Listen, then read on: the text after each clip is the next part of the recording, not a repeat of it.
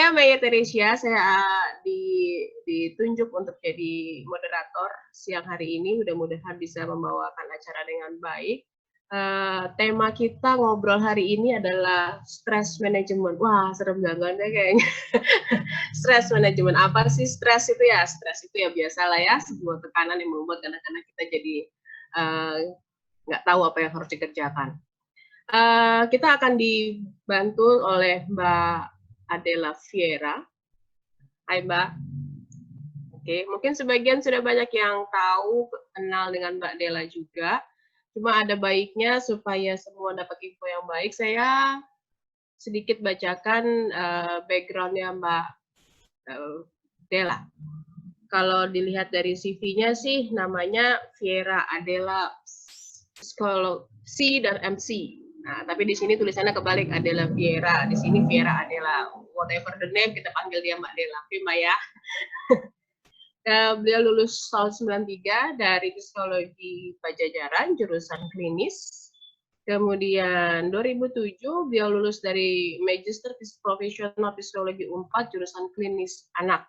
Nah, jadi memang spesialisasinya mungkin nanti di klinis anak. Saat ini beliau adalah pengajar di Universitas Katolik Atmajaya, program S1 dan S2, profesi untuk mata kuliah psikologi kepribadian, dasar-dasar dan teknik konseling, penilaian tes-tes. Kemudian aktif juga sebagai sekretaris di PNO, Deloitte Consulting, dan sudah banyak berkecimpung di dunia consulting, baik itu untuk yang di consulting lepasnya maupun sebagai tenaga kerja di dalam perusahaannya ya Mbak Dela ya. Udah hampir 8 tahun di Toyota Astra Motor sebagai konselor, kemudian 6 tahun terakhir di PT Sowal Manufacturing Indonesia, 17 tahun menjadi konsultan HR di berbagai macam perusahaan, salah satunya Deloitte, Prime Resource, ABC, SDM Humpus. Dan saat ini mengelola Biro Psikologi Konselor di kawasan Cinere. Oke, tanpa panjang lebar, background-nya udah sangat fasih dalam dunia psikologi. Saat ini beliau akan membawakan stress management. Durasi waktu yang akan kita pakai hari ini kurang lebih 120 menit. Jadi kita akan keep di sini 120 menit. 50 menit pertama atau nanti kurang lebih waktunya itu Mbak Dela akan memaparkan apa itu stress management. Tapi kalau sudah selesai, beliau akan bukakan waktu untuk masing-masing kita bertanya atau berkomentar. Dan aturan mainnya untuk komentarnya, kita menggunakan fitur chat. Jadi masing-masing punya fitur chat. Silakan teman-teman ajukan pertanyaan, nanti akan di-lead oleh moderator siapa yang awal, kemudian langsung dijawab oleh Mbak Dela, begitu seterusnya. Nanti ketika Anda mau mengacungkan tangan untuk bertanya, kita akan unmute untuk langsung ditanya. Ada yang boleh ditulis, ada yang boleh di lisan. Gitu aja, saya langsung unmute untuk Mbak Dela untuk dipaparkan stresnya. Silakan Mbak Dela. Tolong di-unmute Mas Muhtar. Kok saya nggak bisa? Oke. Kedengeran? Kedengeran. Bismillahirrahmanirrahim. Assalamualaikum warahmatullahi wabarakatuh. Teman-teman semuanya, kangen nih ketemunya di sini ya. Teman lama semua ya, terus luar biasa ini udah orang-orang yang seharusnya ini secara konsep stresnya udah jago-jago ini sih. Ya, oke. Pagi ini mungkin senang kita ngobrol-ngobrol santai aja karena memang apa yang kita bawa ini sebetulnya bukan materi yang yang baru ya. Saya mencoba untuk menyadur ada beberapa inisiatif yang sudah dilakukan sama profesional, tetapi di negara-negara yang sudah lebih dulu terpapar COVID-nya dibandingkan kita. Ya, saya bawa di sini dari Mbak Ami Morin, manggilnya Mbak ya, padahal sebenarnya orang bule nih.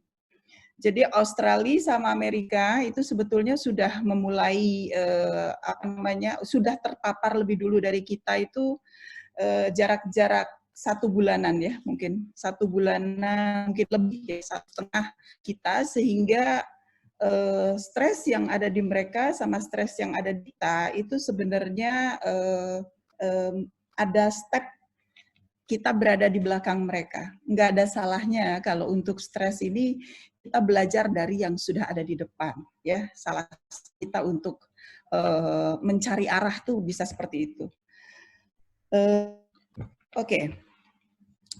Kalau dilihat gambar yang ada di sini begitu ya. Ini suasana waktu kita masih ingat nggak sih? Mungkin sekitar 1 bulan lalu kita lagi kayak gini nih ya. Berebut gitu ya, desinfektan, sanitizer habis di mana-mana gitu ya. Ternyata fenomena seperti ini ada di mana-mana ya. Nah, terus kalau kita perhatikan kondisi ini berjalan sekitar ya 2 mingguan lah ya, kelihatan reaktif gitu. Jadi wajar kalau misalnya satu kondisi yang dimaknai bahaya. Saya meminjam sedikit hasil penelitian dari teman-teman Pajajaran bahwa 84% COVID ini, wabah ini sesuatu yang berbahaya. Sehingga stres manajemennya harusnya sih ke krisis manajemen. Jadi mengelolanya adalah krisisnya dulu. Nah, bagaimana mengelola krisis? Hal-hal yang kurang terkait dengan jaring pengaman, proteksi diri, dan sebagainya, itu kan diributkan di awal-awal gitu. Ya termasuk ketika keputusan untuk dirumahkan gitu ya, kita bekerja dari rumah, sekolah dari rumah, itu betul-betul kondisinya bisa dibilang stres itu menjadi stres yang kolektif. Semua orang hal yang sama. Bisa kita lanjut Mbak, tolong di materi berikutnya. Sehingga kalau kita tangkap, ini sangat-sangat normal. Jadi WHO sendiri menangkap bahwa yang paling banyak muncul tuh perasaan sedih dulu. Sedih, ya, stres, bingung, takut, marah juga masih ada. Jadi kalau kita ranking itu yang paling banyak memang reaksinya adalah sedih, ya, sad gitu. Macam-macam sih yang udah biasa keluar rumah harus di dalam, ya, yang kemudian biasa ketemu teman-teman, akhirnya jadi kita membatasi diri untuk bisa kontak langsung. Hal seperti ini secara emosional yang muncul adalah sedih dulu. Gitu. Jadi reaksinya emosi rata-rata. Lalu karena kita diminta untuk makan segala sesuatunya dari rumah, maka changing, perubahan itu yang membuat banyak sekali orang lain itu confused. Kalau kita nyebutnya gampang itu mati gaya lah ya. Mati gaya karena kita sudah punya pola. Jadi memang ada ahli mengatakan, terutama ahli-ahli yang melihat manusia sebagai satu filosofi yang berbeda dengan makhluk lain. Manusia ini adalah makhluk kreatif, tapi sekaligus makhluk yang suka dengan pola. Jadi ketika dia itu diberi kebebasan, dia nggak nyaman, dikasih pola, dia kepingin keluar dari pola.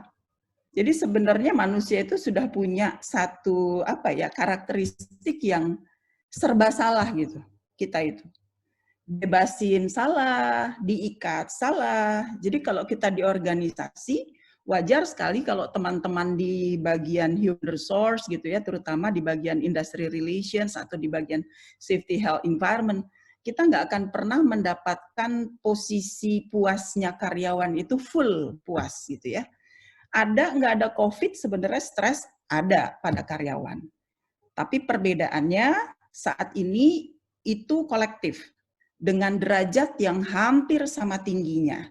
Ya, nah ada satu insight dari negara-negara yang sudah lebih dulu melewati gitu ya, melewati fase krisis. Dia bandingkan antara orang yang proaktif sama yang reaktif, antara yang proaktif sama yang reflektif. Ini kita semua psikolog nih, apa bedanya sih aktif, reflektif, proaktif? Kalau yang reaktif itu yang tadi itu, semua dibeli, semua ditaruh di rumah karena kita takut ada yang kekurangan dari orang-orang tercinta kita di rumah. Kita sempat ada di fase itu. Tapi nanti akan ada perbedaan nih antara yang berpikir sama yang masih menggunakan emosi.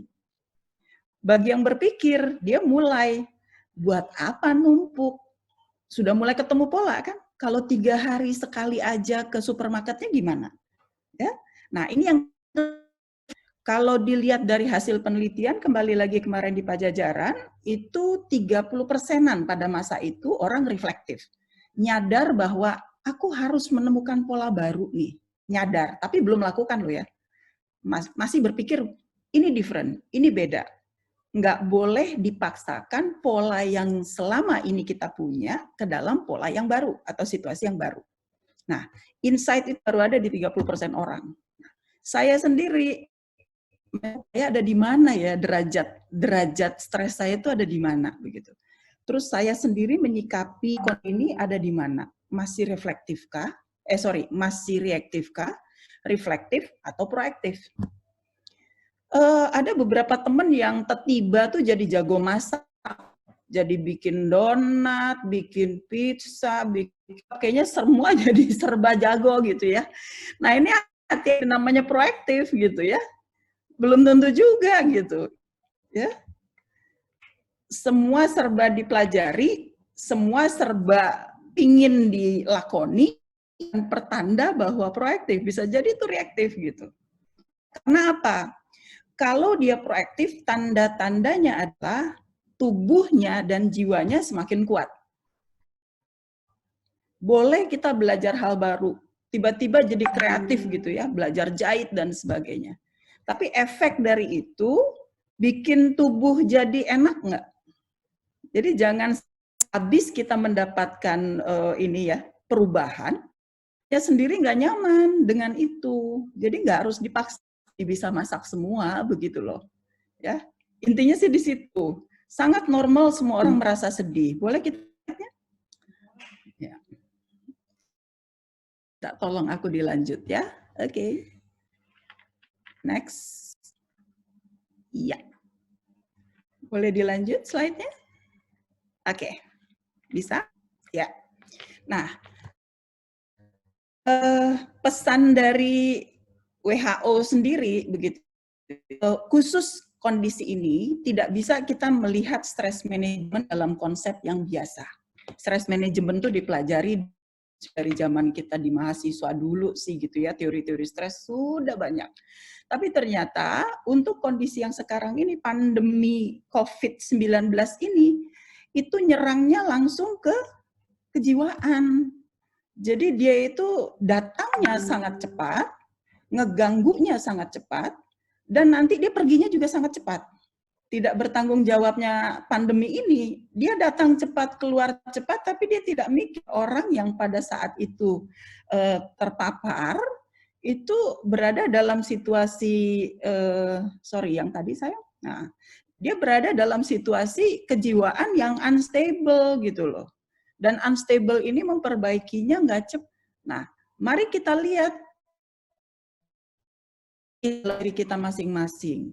Katanya yang bakal meningkat kalau kita ngukur pakai alat-alat tes kejiwaan, itu yang meningkat dalam situasi ini yang pertama depresi.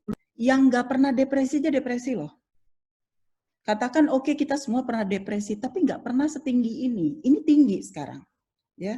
Jadi nggak ada orang yang merasa santai dengan ini. Semua memaknainya bahaya. Semua memaknainya terancam. In the middle of ambiguity, saya nggak tahu ini berakhirnya kapan.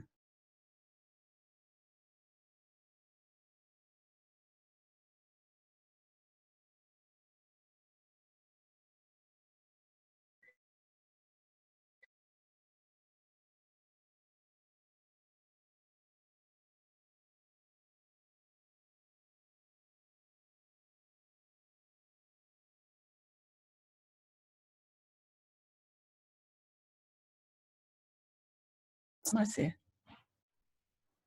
kalau boleh milih gitu, ya.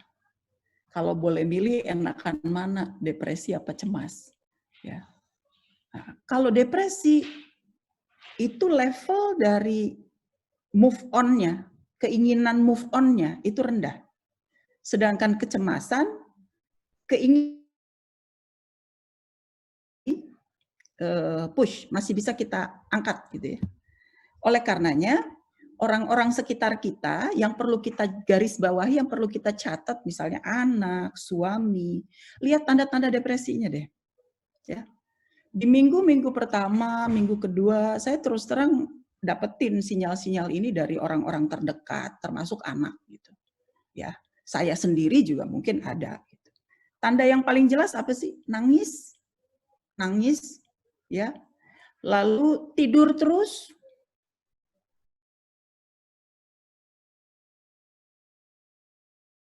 Appetite dan tidak mau makan. Itu saya punya klien kebetulan itu 3 hari dia tidak makan anaknya. 3 hari tidak keluar. Jadi ayahnya hanya supply dia dengan korma sama air begitu.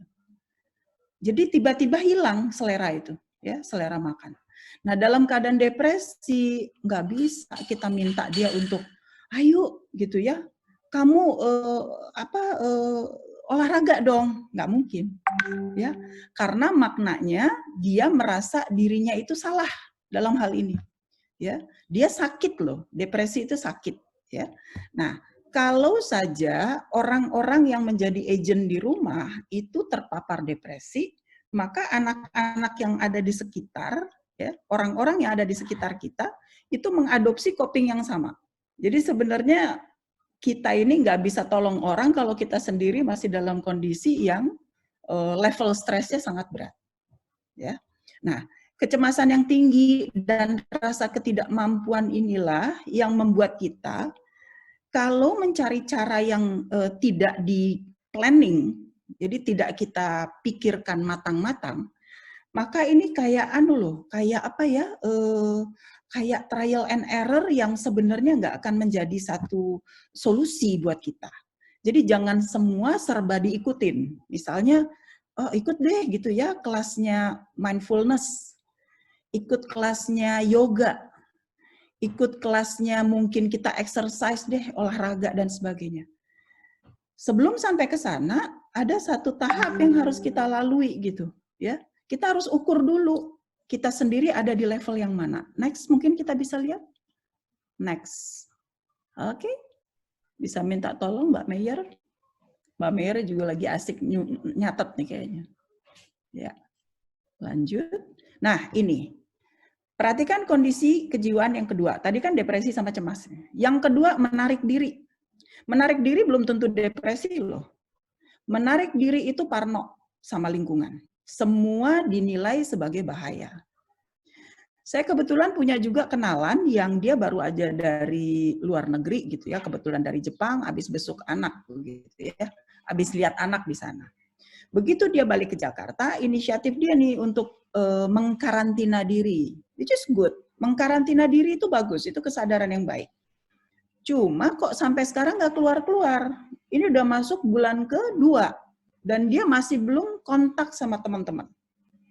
Ya, di satu sisi mungkin bagus buat dia karena dia tidak membuat orang lain tertular, gitu ya. Kalau misalnya dia membawa virus, misalnya dia membawa virus di satu sisi. Tapi di lain sisi dia lupa kondisi kejiwaan manusia itu, sorry ya, nanti nggak stable. Kondisi kejiwaan manusia itu berbeda dengan makhluk lain. Kita itu punya kebutuhan kontak sama orang. Jadi ketika dia punya pengalaman menarik diri begitu begitu kuat, masuk ke dalam pengalaman-pengalaman, kita nyebutnya pengalaman psikosis. Pengalaman psikosis itu artinya banyak mengembangkan pemikiran-pemikiran yang nggak realistis gitu. Nanti takut ini, takut itu, padahal belum tentu. Ya, jadi realitasnya jadi berkurang nih. Ya, dia jadi tidak berada di dunia yang nyatanya nih. Nah, ini juga perlu diwaspadai kalau misalnya di dalam rumah kita atau kita sendiri mulai kepikir hal-hal yang nggak masuk akal. Ya, nah seperti itu. Sempat pada satu masa tuh semua orang berpikir dengan empon-empon sembuh gitu ya. Nah, itu kalau kita menarik hal yang realistik, buat nyegerin badan, buat nambah imun, fine. Tapi dia bukan nyembuhin COVID-nya gitu loh. Tapi ketika kita tidak masuk ke dunia realitas, nyari informasi yang sebenarnya, maka kita akan berada di dalam lingkaran pemikiran yang delusional gitu, pemikiran yang tidak realistik tadi. Ini juga perlu garis bawahi. Tanda-tandanya apa sih mengisolasi diri itu? Sibuk sendiri. Nyaut. Disapa nggak nyaut. Jadi kayak punya dunia sendiri aja gitu. Ya. Nah, ini kondisi kejiwaan kedua yang digarisbawahi oleh WHO. Kita lihat lagi berikutnya. Lanjut, Mbak. Iya. Nah, kalau pesan-pesannya sih, yang pertama karena kita tahu bahwa penyakit atau COVID-19 ini adalah satu hal yang baru buat kita, maka pengelolaan stres yang disarankan pertama adalah banyak-banyak mencari informasi yang terpercaya terkait ini. Jadi kalau saya sendiri nyari yang versi bahasa Indonesia tidak sebanyak yang punyanya yang versi bahasa Inggris informasi ini. Jadi kita kayaknya kurang aktif juga nih membuat informasi-informasi praktis ya buat masyarakat sehingga dikonsum sama mereka sebagai satu pengetahuan yang menguatkan. Jadi bukan membuat kita jadi makin takut gitu. Makanya saya lebih banyak mencari informasi terus terang keluar dan ternyata di sana banyak sekali informasi tentang cara memproteksi diri ya. Kemudian selain proteksi diri, informasi yang kita juga butuhin adalah bagaimana caranya kita membuat planning. Activity plan, 3, 6, 12 bulan ke depan. Itu ternyata mulai dari anak sekolah sampai pekerja, di sana itu rajin membuat ini gitu. Nah, mungkin yang saya mau panggil teman-teman, karena saya yakin Anda juga psikolog, pasti agent juga gitu ya buat di perusahaan, agent juga buat klien-klien kita. Salah satu solusi yang berlaku buat seluruhnya, jadi tidak selamanya itu terapinya harus terapi-terapi yang terapi-terapi yang psikologis gitu ya, atau terapi-terapi yang sifatnya klinis gitu. Enggak. Untuk seluruh orang sebenarnya jauh lebih efektif kita ajak ke terapi yang sifatnya proaktif. Proaktif itu artinya apa? Selamatkan diri sendiri dengan bikin planning, gitu. Nah, selain itu saran juga dari WHO adalah batasi konsumsi media, terutama yang informasinya adalah terkait banyaknya korban yang sakit. Karena efeknya terhadap kecemasan langsung tinggi. Jadi setelah orang baca tentang korban, itu ternyata begitu diukur stress levelnya lebih tinggi dari sebelum dia baca. Nah, gitu. Ya, saya juga mencobakan itu pada diri sendiri gitu. Hari-hari awal atau bulan-bulan pertama saya suka ikutin tuh berapa jumlah yang terpapar dan berapa yang meninggal, berapa yang sakit, yang sembuh. Nah itu ternyata ada perbedaan gitu dengan kalau sekarang saya tidak terlalu progresif mengikutinya begitu ya. Cukup mungkin sehari, 4 hari sekali update. Dan itu pun saya tidak diskusi secara mendalam, hanya cukup tahu bahwa posisinya sekarang di angka sekian. Ya, dibandingin kalau pagi nonton, siang nonton, sore nonton, itu ternyata level kecemasan saya meningkat, naik. Gitu. Terus hindari ritual-ritual yang tidak logis kecuali ada rekomendasi ahli. Ya. Jadi banyak saran-saran yang masuk begitu ya, kadang di WA group dan sebagainya begitu. Coba diuji lagi deh gitu. Karena nggak semua fit. Nggak semuanya fit buat kita, ya. Lalu yang terakhir, mereka menyarankan memang diet seimbang karena kita nggak banyak gerakan. Mungkin masih ingat ya waktu bulan-bulan pertama teman-teman suka sharing ini di masa COVID gitu ya, di minggu kedua, di minggu ketiga gitu, kayaknya princess juga bisa jadi gendut karena kita ada di rumah terus begitu ya.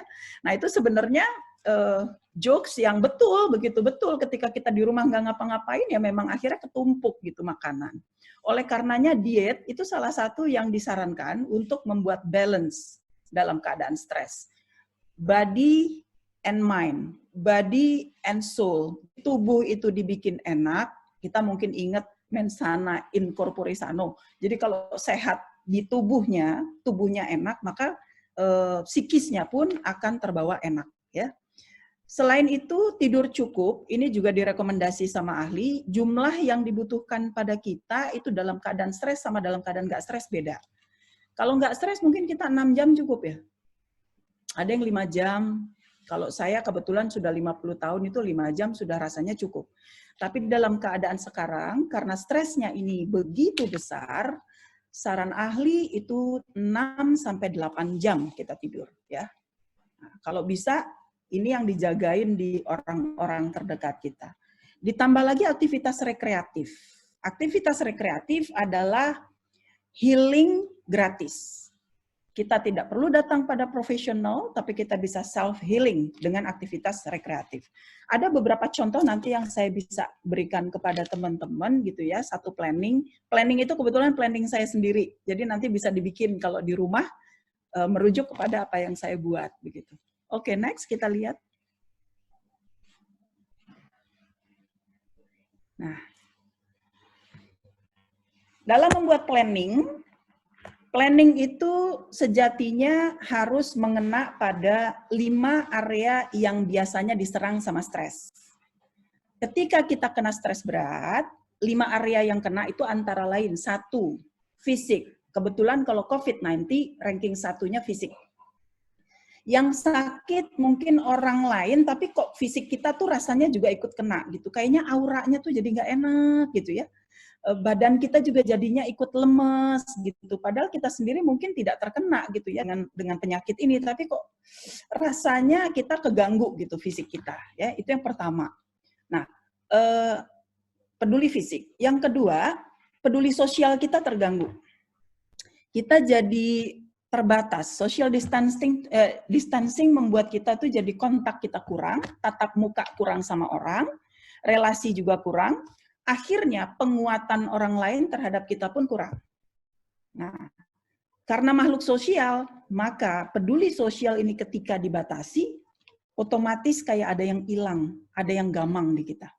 Ya, itu area kedua yang kena dalam stres. Area yang ketiga, peduli jadi cerdas di kantor kita, ide-ide kita kepake.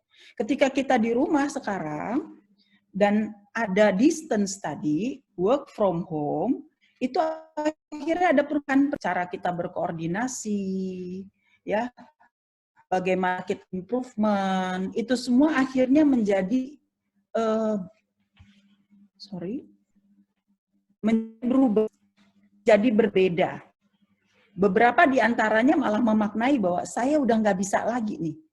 Oh ya teman-teman, sambil saya juga sampaikan bahwa kalau di luar negeri, mereka sudah mulai prepare ke mencari pekerjaan baru. Karena isu pemecatan, rasionalisasi, itu akan tinggi. Ya, kita nggak pernah tahu apakah organisasi masih sanggup nih, ya, berbisnis seperti sedia kala. Jadi, saya sempat teman-teman yang bekerja di organisasi begitu. Apakah kondisi organisasinya akan aman-aman saja? Kerasa kok sama karyawannya ketika kita itu tidak di-equip sama organisasi. Contoh kayak kita aja ya teman-teman asesor, project assessment tiba-tiba di-stop. Ya. Nah, terus kita di rumah itu kebingungan nih. Biasanya kita mengerjakan report itu 1 bulan bisa berapa begitu. Ya ibaratnya kita makan dari situlah. Tapi ternyata sekarang stop. Itu di kepala kita, prosesor yang tadinya bergerak seperti berhenti. Nah, itu gejala mental yang ketiga. Ya, peduli mental tadi. Dan itu larinya ke kesehatan jiwa tuh. Kalau misalnya kita tidak pakai otak kita seperti sedia kala, dia akan buntu. Kita menyebutnya buntu. Oleh karenanya apa yang mesti kita lakukan? Harus ada nih planning. Karena otak ini terbiasa dipakai gitu. Dia nggak bisa tiba-tiba berubah jadi santai. Ya. Nah, oke. Yang keempat, peduli spiritual. Ya. Refleksi diri terkait dengan hidup, tujuan-tujuan hidup, masuknya agama di dalam ini, itu juga mesti dilayani. Karena biar bagaimanapun stres itu mencakup mulai dari tubuh sampai kepada bagaimana kita memaknai hidup kita gitu ya. Kita nggak pernah tahu sampai kapan ya. Oleh karenanya bisa nggak kita merefleksi diri bahwa ini adalah cobaan dari Allah, ujian dari Allah, ya. Dan kemudian kita menerima itu dengan satu makna hidup yang baru, begitu kan? Lalu yang terakhir, peduli emosi. Memproses emosi dengan sehat dan mencari kegiatan yang mengangkat mood. Nah, 5 ini biasanya di tiap orang beda-beda terkenanya. Ada yang terkena di fisik lebih banyak, di peduli sosial lebih banyak, di peduli mental lebih banyak, atau di peduli spiritual. Tandanya seperti apa? Boleh kita lihat? Klik. Klik. Nah, itu ya. Contoh saja, buat ibu-ibu yang seharian ngurusi anak balita misalnya, anaknya prasekolah. Nah, sekarang kan mereka ada di rumah semua nih. Dengan dia mengurusi balita setiap hari, gitu ya, itu yang capek itu di fisik, yang capek di mental, yang capek di emosi, karena anak-anak ini nggak mau ngalah, ya. Merengek, ngamuk, ya. Nah, apa yang dibutuhkan ibu ini? Ya. Perencanaan peduli dirinya, ibu ini kan terlalu banyak menyerahkan tubuhnya kepada orang lain, kepada anaknya. Maka solusinya untuk stress manajemennya adalah hangout sama teman-teman di online. Ya. Berbeda dengan karyawan WFA yang ada di bawah.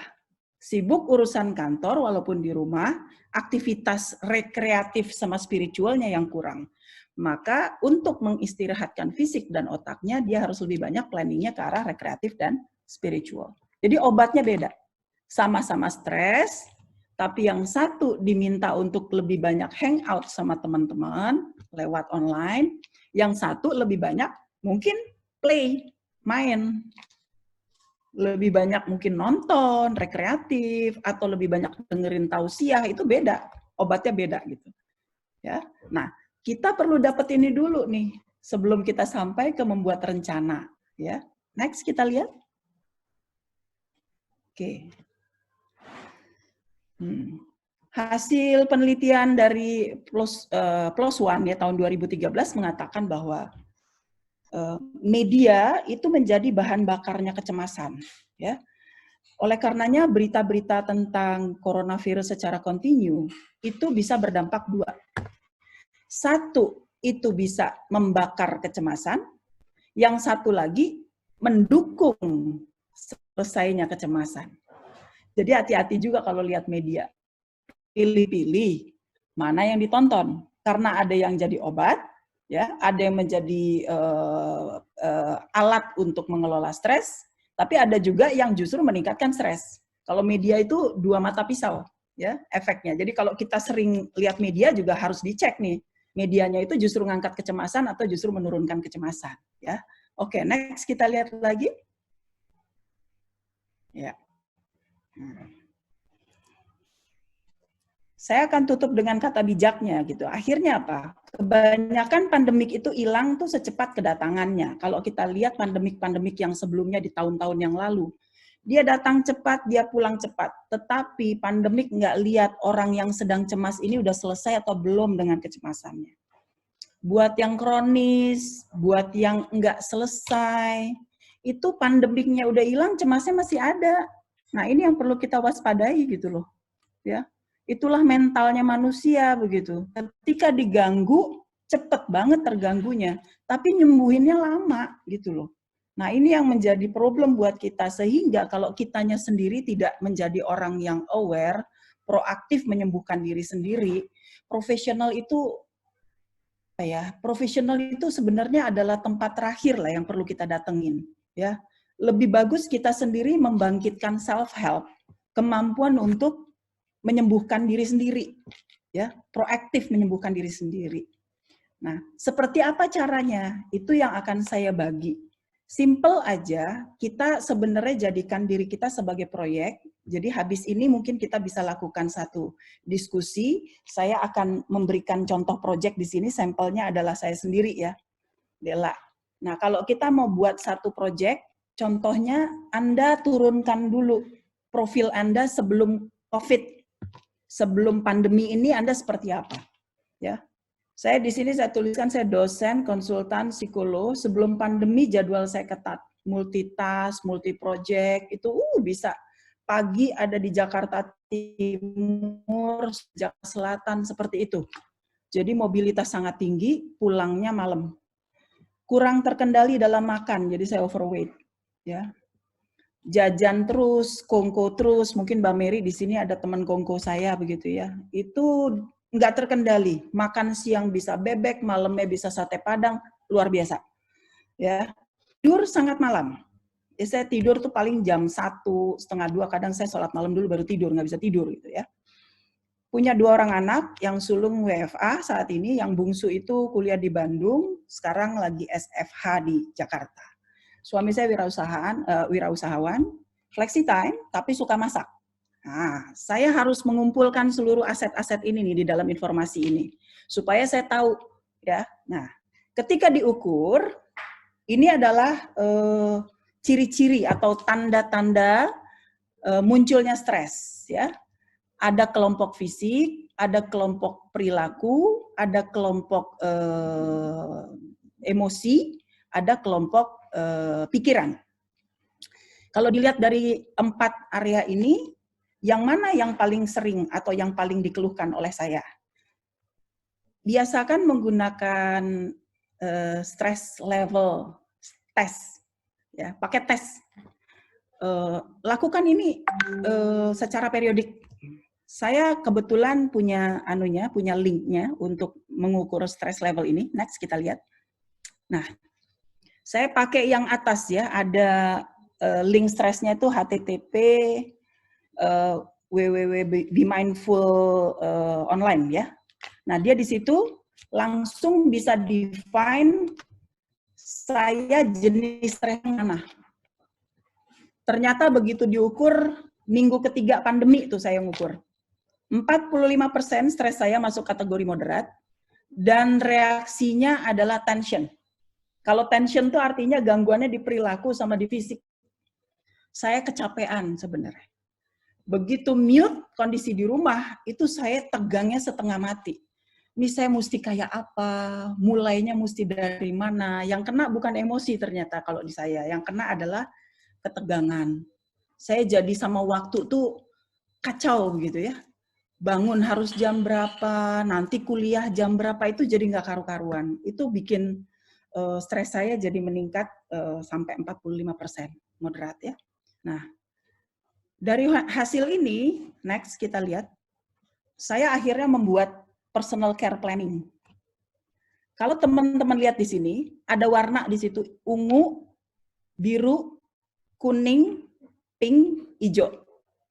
Bukan nggak ada artinya. Ungu itu spiritual saya yang harus saya isi.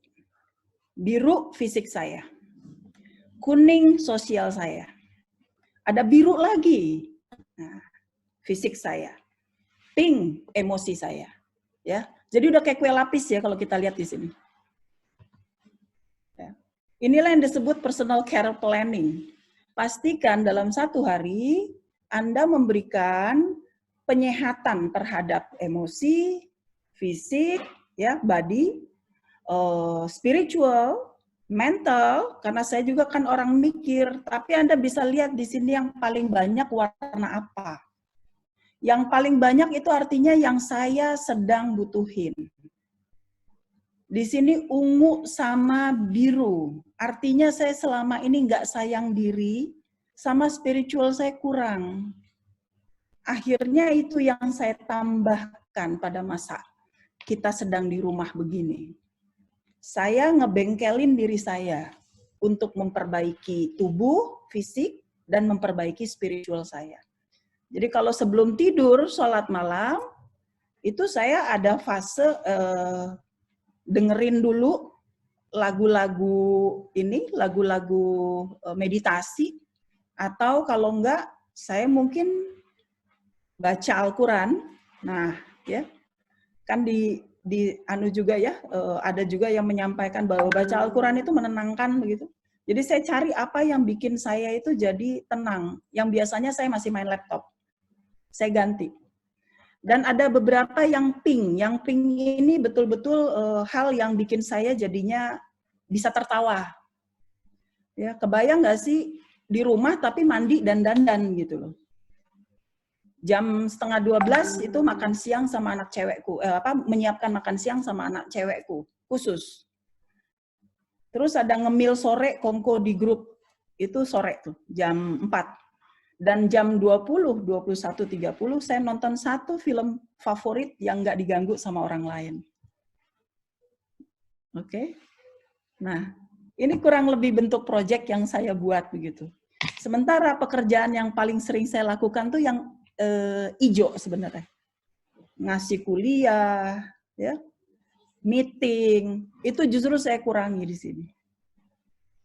Kalau dihitung total waktunya, sangat sedikit dibandingkan sama aktivitas yang sifatnya adalah memperbaiki fungsi-fungsi kejiwaan. Ya. Saya ngasih kuliah cuman sehari sekitar 3-4 jam, tapi selebihnya saya kasih saya sempatkan untuk mengobati hal-hal yang sifatnya selama ini kurang saya perhatikan. Contohnya tadi. Dan saya di situ ada sarapan diet ya jam 6. Itu saya sendiri memutuskan sedang dalam kondisi seperti ini, saya diet Saya ingin menargetkan tubuh yang enak dan ternyata ketika saya diet, malamnya saya tidurnya lebih cepat. It works. Ya, terbukti gitu.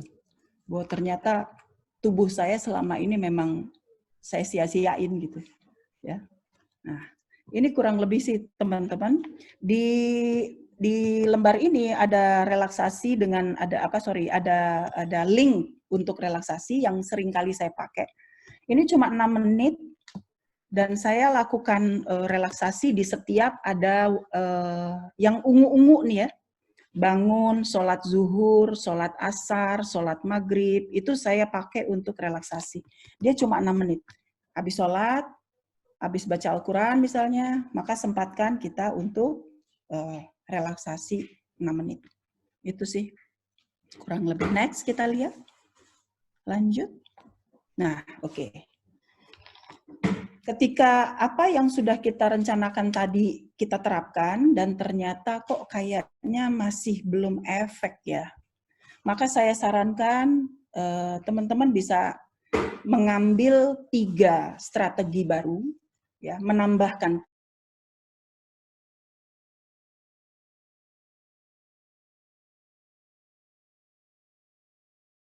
Artinya sudah masanya kita ke profesional. Saya sarankan memang konseling dengan psikolog yang berijazah dan berizin praktek. Ya. Cari tema yang cocok dengan apa yang menjadi problem kita. Itu satu. Yang kedua, saya sarankan juga teman-teman bisa mengikuti kegiatan terapi, tetapi yang betul-betul kelompoknya tidak ramean. Mungkin 6-8 orang. Ya. Terapi yang sampai saat ini disarankan itu paling banyak adalah mindfulness, CBT, REBT, sama DMR, Deep Muscle Relaxation. Ya. Lalu ada brain management nama logoterapi, itu yang terakhir. Nah, sedangkan yang terakhir itu psikoedukasi seperti yang kita lakukan sekarang. Psikolog perlu juga loh mendapatkan informasi tetapi yang lintas dari ilmunya, contohnya dari nutritionist, dari financial planner. Kebetulan saya mengikuti salah satunya yang financial planning advisor ya yang ngasih waktu itu di angkatan saya, dan ternyata banyak banget insight-nya.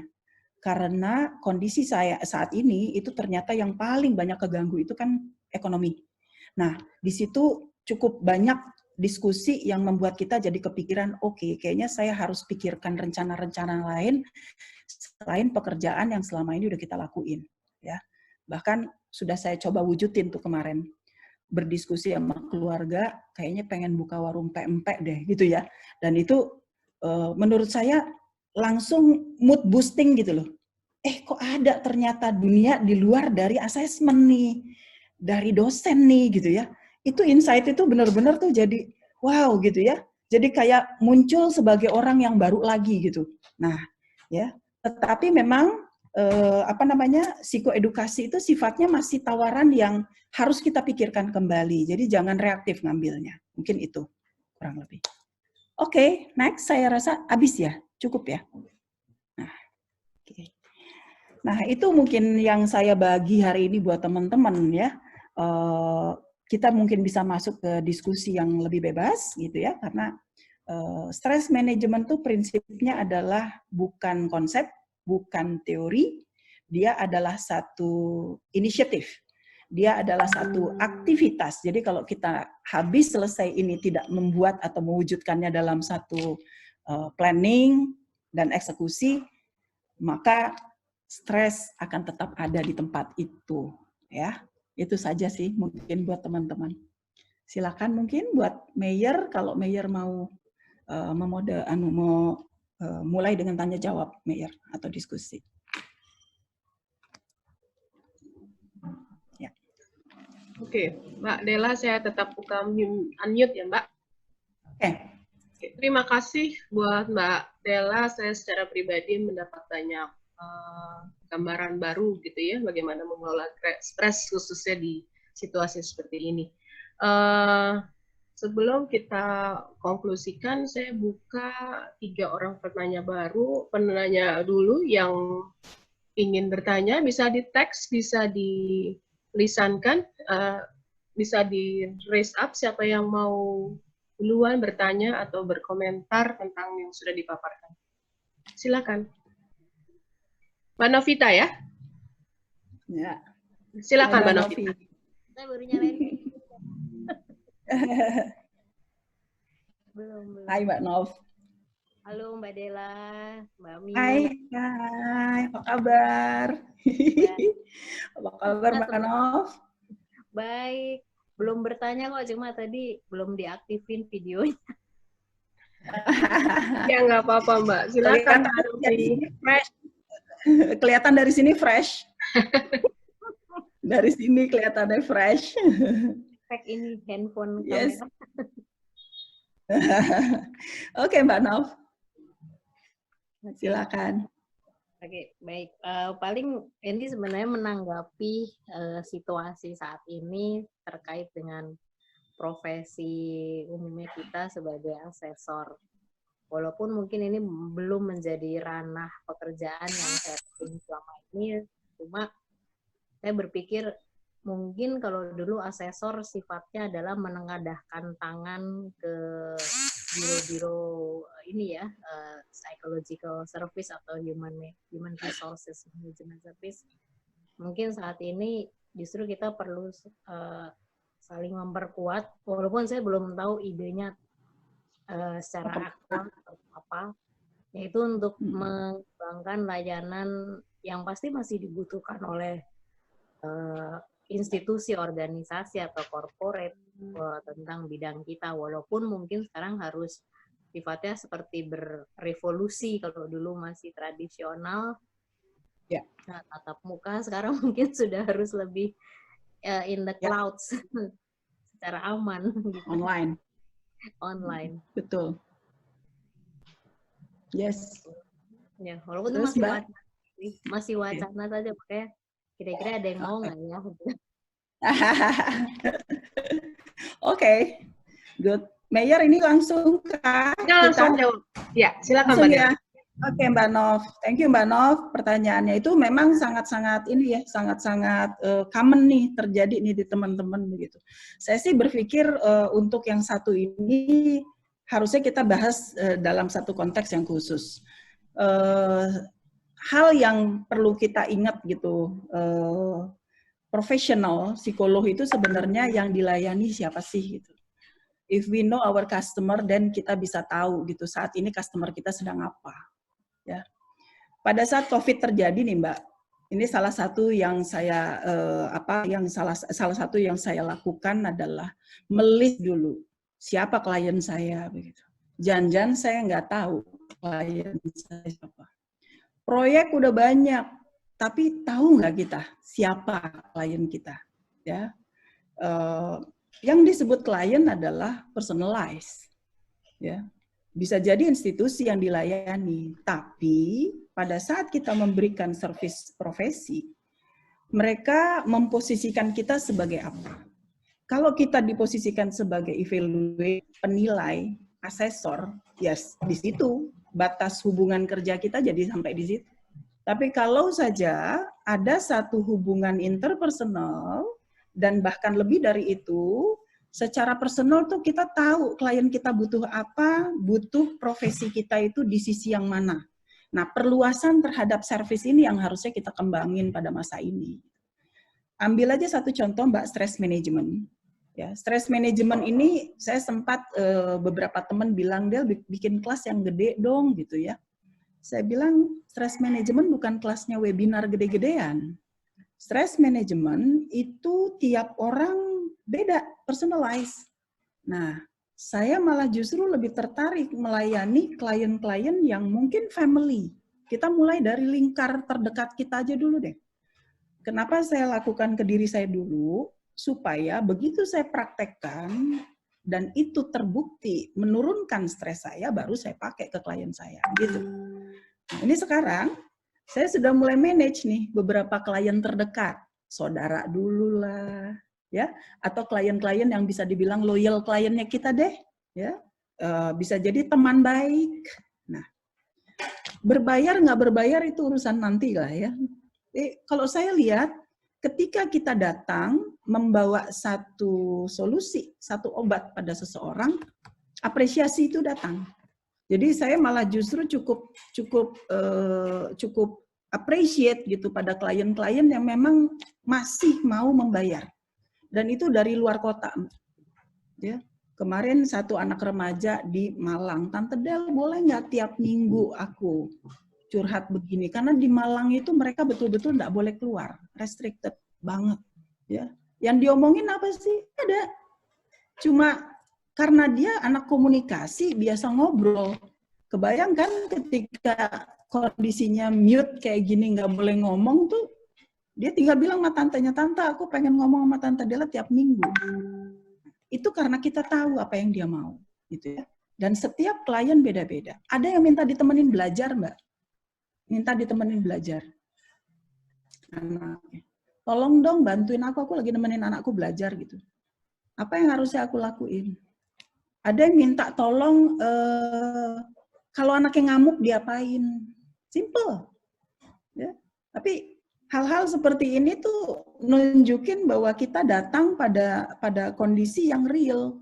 Assessment itu formal. Kebanyakan aktivitasnya kita sama orang itu formal. Tapi yang sekarang terjadi, work from home, school from home, itu rumahan. Jadi isu-isu rumah itu keluar semua. Jadi psikolog harus berani masuk ke dalam ranah yang lebih personal di kliennya gitu. Saya yakin kalau Anda datang ke situ, Mbak, itu banyak yang mau kita garap sebenarnya dari mereka. Ya, banyak banget. Tapi syaratnya tadi, tahu nggak kita klien kita itu siapa?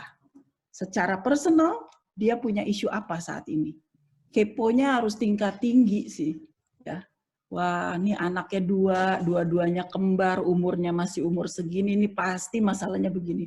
Contoh, ini ada Mbak Gina di sini ya. Hai Mbak Gin.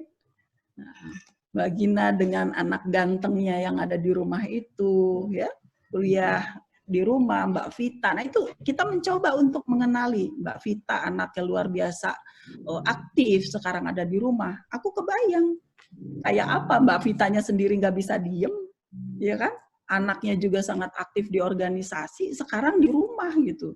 Aku yakin pasti Mbak Vita itu butuh tuh temen untuk diskusi, kita mau bikin planning apa di rumah, gitu sih Mbak. Jadi kurasa mari kita fungsikan pekerjaan kita, profesi kita tuh untuk memberi solusi saat ini. Bukan lagi sampai di batas menilai dan membuat report. Seperti itu sih kurang lebih Mbak. Ya, mendampingi, saya rasa facilitating itu sekarang lagi dibutuhin banget. Gitu sih. Ya Mbak Nov. Nanti detailnya kita bisa ngomong ya Mbak Nov. Ya, bisa ngomong deh. Ya. Client list bisa dibuat Mbak. Client list saya bisa minta sama admin saya, tolong bikin yang corporate, bikinin yang sekolahan, bikinin yang pribadi. Ya. Terus saya kepingin kamu tulis di situ keluhan terakhir mereka apa. Nah, dari situ baru kita tahu nih, kalau keadaannya kayak begini, kurang lebih masalah mereka ada di mana saat ini. Tapi saya belum mau terlalu agresif, Mbak, karena saya sendiri sedang stres. Jadi obatin dulu diri sendiri, nyaman, baru kita buka itu yang namanya service ke orang. Bukan saya nggak mau melayani itu yang namanya, oke, di Satgas dan sebagainya. Saya bilang, aku belum ready. Kalau kita nggak ready, sama aja. Karena saya kebetulan kan di EAP ya, dulu waktu di kantor saya Employee Assistance Program. Saya kalau datang itu cuma 2 kali seminggu 2 jam. Tapi saya pastikan kalau saya datang, gelas saya itu kosong buat dengerin orang. Jadi jangan ambil service, ngedengerin orang, kita sendiri gelasnya masih penuh. Lelah di sini nanti. Ya nggak, Mbak?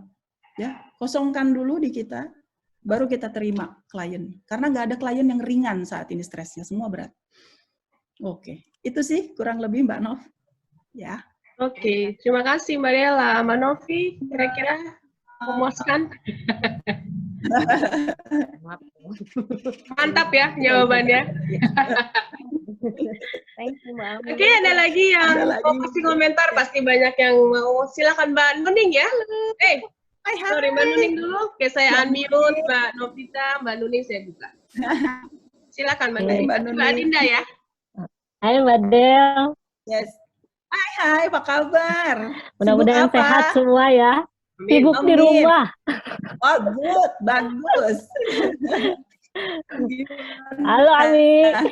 Gimana Mbak Nun? Ya, gini Mbak. Ya, seperti Mbak Dela juga tahu kegiatan saya memang banyaknya assessment gitu ya Mbak Dela ya, assessor. Betul. Nah, sebenarnya dengan saya banyak di rumah, kalau buat saya pribadi nggak masalah, karena saya orang rumahan sebenarnya gitu. Oke, cuma enak ya ternyata. Cuma memang mungkin orang rumah nih, terutama anak saya yang remaja gitu. Anak saya yang remaja itu di fase dia lagi memang sangat suka sekali dengan teman-temannya. Sosialisasi itu itu dunia dia gitu. Jadi sebenarnya kalau dibilang stres ini sumbernya sebenarnya gitu, bukan ke arah pekerjaan. Dan saya berusaha untuk mengamati karena ini juga sebenarnya melatih supaya berpikir saya nggak berhenti gitu dengan kegiatan assessment yang berhenti. Saya nggak boleh berhenti menganalisa gitu. Jadi ya saya memperhatikan anak saya ini gitu. Kemarin-kemarin mungkin masih terbantu karena kemarin lagi ada ujian-ujian gitu. Jadi saya bisa mendampingi mereka gitu ya Mbak ya. Mendampingi mereka untuk mengerjakan ujian-ujian dan sebagainya. Untuk belajarnya mereka.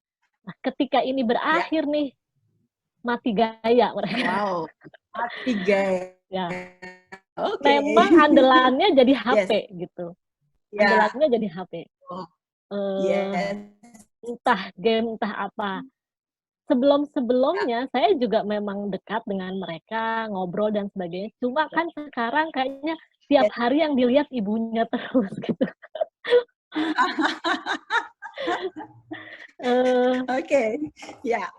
Saya sih terus yang mungkin bisa sharing hal-hal kreatif apa lagi ya yang bisa saya lakukan. Karena saya ikut game jadinya gitu. Ikut tahu game dan sebagainya, ngobrol sana sini, main-main musik gitu. Cuma jadi tiap hari saya berpikir apa lagi nih, harus apa lagi gitu. Dan menarik. Ya, dan sekarang kayaknya ada di titik saya nggak tahu apa lagi nih ya. Begitu sih Mbak Del. Oke deh, good. Oke, nah saya mungkin menangkap Mbak Nuning, ini kan anak masih di teens ya, remaja ya? Remaja ya. Nah, kalau pesannya WHO gini Mbak, setiap anak, umur berapapun itu, kita punya anak 2, punya anak 3, punya anak 4. Jatah setiap hari kata WHO untuk tatap muka sama anak 20 menit nggak diganggu sama yang lain. Jadi kita sama anak yang pertama, kita sama anak yang kedua itu 20 menit tiap anak jatahnya, katanya begitu. Ya. Apa yang dibicarakan? Tentu topiknya beda-beda. Udah bener nih Mbak Nuning nangkepnya ini temen gitu. Sekarang saya nanya Mbak Nun, teman-temannya dia klien bukan? Ya. Ya.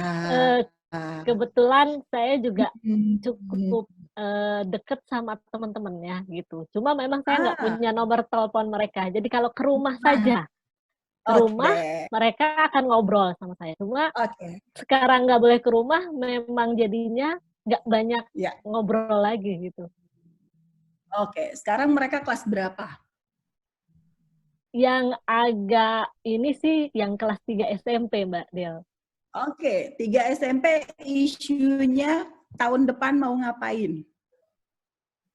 Mau masuk SMA. Betul. Isu apa yang paling menjadi mereka kalau mau SMA? Mau masuk SMA mana? Sama jurusan apa sih? Right? Ya. Nah, oke. Ya kan? Nah, ini hal yang sebenarnya anak-anak tuh kalau dibuka diskusi kayak gini nggak habis-habis, Mbak. Saya kebetulan udah lakukan ya. Untuk yang satu ini saya udah lakuin. Saya kumpulkanlah anak-anak yang temanya sama, kelas 9 mau ke kelas 10. Topiknya apa? Kita ngobrol yuk masa depannya IPA sama IPS.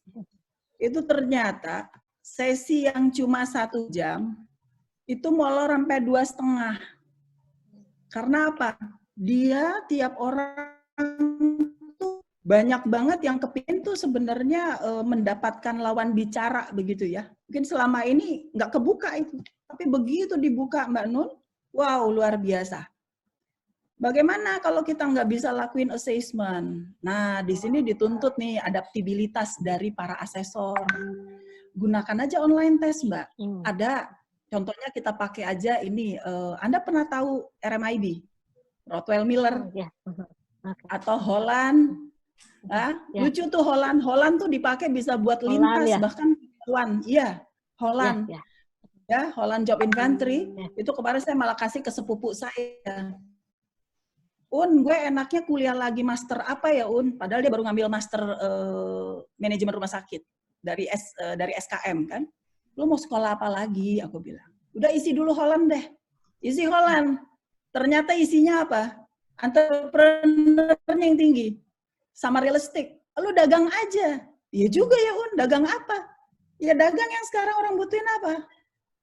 Iya ya, yang gampang-gampang aja beras sama telur. Selesai. Jualan telur sekarang.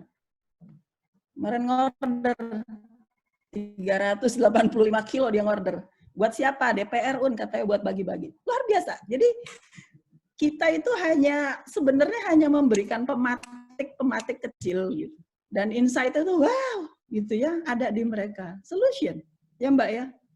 Itu simple aja yang kita pakai alat-alat terinsight Mbak, terinsight. Karena sempat memang ini diobrolkan tapi kayaknya ini agak terlewat nih. Nah, mengeksekusinya simple kok alatnya. Nanti kalau Mbak Nun perlu, saya bisa send ke Mbak Nun alatnya. Ya udah saya Indonesiain, isinya gampang. Makasih Mbak Del. Oke. Terima kasih Mbak Del. Semoga jawabannya menginspirasi juga ya buat yang remaja di rumah. Terima kasih. Oke. Tadi sesuai dengan urutan kita lanjut dulu. Saya mute lagi Mbak Nuning. Saya kembali ke Mbak Adinda ya. Silakan Mbak Adinda. Ya, Mbak nanti saya share semua job Hollandnya saya share buat Anda semua. Oke. Terima kasih Mbak Dila. Ya, apa kabar, Mbak Mi? Mbak Mi. Halo, Mbak Dinda. Ada siapa di situ itu yang ganteng? Ini yang kecil. Apa namanya? Kabur dia. Namanya siapa sih? Hah? Namanya? Kabur dia, Mbak. Pemalu. Oh, Abang nggak mau di situ, Bang. Nggak apa-apa, Nak. Iya, gimana Mbak? Terima kasih sharingnya. Sama-sama. Sebenarnya isu manajemen stres ini buat aku jadi kayak baru ngeh ya. Maksudnya gini, selama ini sih so far masih enjoy-enjoy aja karena anak-anak juga tipenya memang tipe anak-anak yang pemalu-pemalu di rumah, jadi mereka malah senang gitu. Cuman mungkin nggak ya misalnya ada indikasi-indikasi stres yang unusual gitu. Misalnya gini, kan kalau stres yang usual misalnya dia kayak tadi yang Mbak Dela bilang tidur terus, marah-marah mungkin atau nangis, emosi negatif gitu. Ada nggak sih yang misalnya kita deteksi dini atau ya itu tadi unusual karena kan biar bagaimanapun misalnya tidak berinteraksi keluar di rumah terus gitu kan. Kebetulan kalau misalnya belanja paling 5 hari sekali dan tuh sama sekali nggak ngajak anak-anak. Jadi pure anak-anak benar-benar di rumah gitu. Udah gitu mereka ya itu tugas-tugas dari guru. Nah, aku takutnya sih nggak terlalu peka untuk melihat jangan-jangan mereka stres ya gitu. Iya, Tapi bagaimana kita mengamati gitu Mbak tanda-tanda stres dari orang-orang sekitar kita. Kasih Mbak Dela. Sama-sama. Tanda-tanda stres, Mbak. Tanda-tanda stres. Sebenarnya stres pada anak itu juga ada sih alatnya untuk mengukur. Dan biasanya anak masih siwer nih antara pribadinya memang introvert. Kalau pribadi introvert mungkin kebutuhannya untuk kontak sama yang lain jadi nggak terlalu banyak.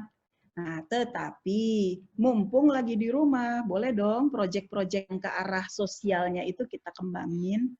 Ya, mungkin kalau mereka yang inisiatif malu. Tadi siapa si abang Mbak Dinda tadi ini siapa? Ini dia muncul lagi nih. Dia muncul lagi. Ini saya sedang mengobserve.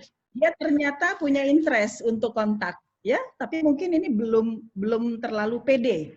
Nah, bisa kita initiate dengan bikin Zoom-nya itu teman-temannya, ya. Teman-teman seumurannya dia. Yang paling dekat aja dulu supaya dia nggak mati gaya. Dia punya teman baik siapa? Yang jadi hostnya ya Mbak. Kita yang jadi hostnya, ya. Jadi kita yang panggil teman-teman kita bilang sama ibunya tolong dong kalian semua nih jam sekian kita kumpul anak kita hangout, just ngobrol, ya ngomong nggak apa-apa ngomongin gamesnya. Yang penting ada kontak Mbak. Anda mungkin melihat kenapa saya selalu melihat ke kamera dan senyum karena saya langsung ngoreksi di sini. Emosi lama nggak dipakai itu datar, ya. Jadi kalau kita sering natap kayak begini, interpersonal contact kayak begini, itu insya Allah kalau nanti pada pandemi selesai, Anda kembali on. Jadi nggak berkarat ya Mbak? Kalau kita lihat di layar. Dan sosialnya nggak berkarat ya. Betul. Dan si anak tadi bisa belajar ekspresi, karena kan kelihatan di sini. Jadi kalau latihan, ada yang disebut dengan aktivitas untuk melatih emosi, itu biasanya anak ngelihat kaca, Mbak. Ngelihat kaca, terus mereka nanti melihat ekspresinya sendiri, fun. It's gonna be fun. Buat anak-anak yang introvert, dia akan belajar sedikit demi sedikit terbuka pada orang lain. Ya, kita bisa bikin, itu bisa dibikin jadi session juga kok. Ya, jadi sejenis stress management buat anak-anak yang bukan artinya anak pendiam nggak kepengen kontak, pengen tapi malu. Malu tuh lebih nggak enak, lebih nyimpen gitu ya, pengen tapi keluar tuh nggak enak gitu. Ya, itu sih. Karena cuma chats berbeda. Zoom seperti ini, gini nih Zoom meeting bisa ya Mbak ya? Bisa, apapun medianya. Tapi yang jelas ya sama beberapa orang. Ini dia tadi tertarik nih kepalanya dari tadi nongol-nongol aku ini. Iya, dia ngumpet di bawah. Coba kepo ya. Iya. Iya. Dadah, iya sayang, dadah. Ini kelas berapa, Bang? Kelas berapa? Udah. Itu kalau dibuatin yang eventnya dia khusus kan menarik ya. Jadi teman-teman bisa memfasilitasi menjadi hostnya gitu loh, ya. Itu sih, Mbak. Iya. Oke, Mei. Mbak Dela, makasih banyak. Ya. Thank you, Mbak Din. Semoga ini ya. Ya. Oke. Thank you, Mbak. Sama-sama.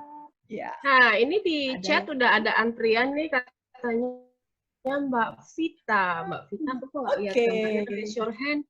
Chatnya Mbak Vita. Udah nggak. Tadi jadi namanya HRD KPL. Mbak, aku unmute untuk share diskusi ya. Silakan Mbak Vita. Baik banget kalau di sini. Beneran lo udah kurus ya? Udah kurus? Iya, Cantik deh. lumayan loh. 5 kilo, Fit. Wow, harus ditiru. Bener. Mayor, itu tadi apa namanya, listnya kita buat juga untuk care plan ke depan ya. Ya. Tetap diet gede gitu ya. Sip. Oke, Mbak Del, aku mau diskusi sebentar. Jadi kebanyakan nih teman-teman yang tadi mungkin apa namanya banyak memang sudah biasa work from home karena gitu ya. Kebetulan Vita kan kerja di kantor. Nah ini stresnya tuh berbeda nih Mbak. Awal-awal saya tuh stres, bukan stres ya. Awal-awal karena part sebagai orang HRD dan Satgas, kebanyakan nangani karyawan yang itu apa positif, corona lah, kemudian ODP, PDP dan lain sebagainya kan. Karya perusahaan harus gimana dengan lingkungan kerja. Nah, makin ke sini kan adanya PSBB, akhirnya tutuplah kantor. Tapi krisisnya berubah lagi, itu lebih karena isu-isu PHK, pemotongan gaji dan lain sebagainya. Nah, mostly yang datang ke saya itu bapak-bapak nih, gitu. Bapak-bapak karena kebetulan mereka kepala keluarga gitu kan. Nah, macam-macamnya saya sih masih bisa jawab satu-satu gitu ya. Tapi makin kesini tuh makin mereka kayak memang jadi emosional gitu kalau curhat. Kalau misalnya tadi yang beberapa perilaku yang Mbak sebutin, saya kasih nasihat misalnya dia cari hal baru lah supaya dia nggak juga stres ya. Kemudian lebih banyak berbicara dengan orang lain, banyak kemudian mempelajari hal baru supaya dia juga ada refresh dan insight. Ini nih Fadil nih, tuh Mama Mbak Dela, tuh Tante Dela. Assalamualaikum Fadil, bukan ganteng kan? Assalamualaikum, bukan ganteng salam. Sorry keputus. Itu tadi anakku sama anaknya Mbak Dela soalnya satu angkatan tuh. Ya Mbak Dela. Jadi si bapak-bapak ini makin kesini nih semakin menekan kami di HRD untuk bisa berkomitmen. Nggak bakal ada PHK kan, nggak bakal ada ini kan. Jadi tensionnya itu sudah memang jadi psikologis gitu, jadi stres. Gitu. Nah, aku kalau tadi Mbak Dela banyak cerita tips ngadepin si anak-anak. Nah, saya pengen Mbak Dela juga share ngadepin bapak-bapak ini Mbak yang kadang-kadang saya juga harus sampai saya berhenti dulu, saya nggak langsung jawab, saya menghibur diri kayak tadi Mbak bilang. Kita harus siap untuk bisa ngasih bantuan, sampai saya akhirnya gitu. Sholat dulu, kadang-kadang takut salah ngomong gitu ya. Nah Mbak Del tolong cerita dong, atau mungkin teman-teman yang lain juga punya pengalaman cara jitu ngadepin kepala keluarga dengan kondisi kayak gini. Thank you ya Mbak Del. Siap, cara jitu ya Mbak. Cara jitu ya. Oke deh. Silakan Mbak Dela. Yes. Thank you. Sedikit kita coba lihat bagaimana proses di dalam pengelolaan stres kalau di organisasi agak beda sama yang personal. Ya, kalau dulu stres terberat tuh kita alami tahun 97-98 mungkin masih untuk di mana pengurangan karyawan terjadi. Sampai 1.700 lah yang dipecat begitu ya. Kak. Charger merah dong. Nah, kalau pendekatan organisasional, kalau pendekatan organisasional itu memang biar kita tidak kehabisan energi dan lebih strategis, maka sebaiknya di mapping dulu Mbak Fit. Stresnya di mapping dulu. Mana yang kategorinya tinggi, sedang, rendah. Karena approach-nya itu harus disesuaikan sama kategori tadi. Kalau Bapak yang barusan, saya melihatnya itu sudah masuk ke stres yang mengganggu kondisi mental. Sehingga dia butuh penanganan yang lebih intens. Jadi konselingnya lebih ke konseling profesional. Sedangkan dalam organisasi itu biasanya kita bisa lihat gitu ya.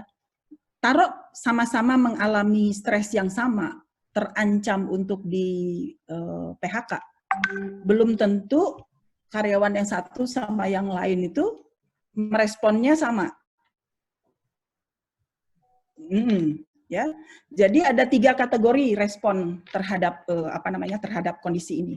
Pertama tadi yang kita bilang reaktif atau impulsif. Copingnya Bapak barusan tuh masih impulsif. Kalau impulsif, konselingnya enggak bisa konseling yang positif. Dia harus krisis, konseling on crisis.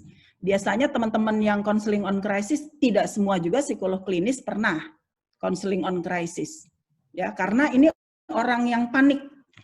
Ini orang yang bisa dibilang yang dia omongin itu tidak dia pikirin. Kalau kita tidak siap, dalam arti sing waras sing ngalah, karena kan kita menghadapi orang dalam kondisi klinis ya.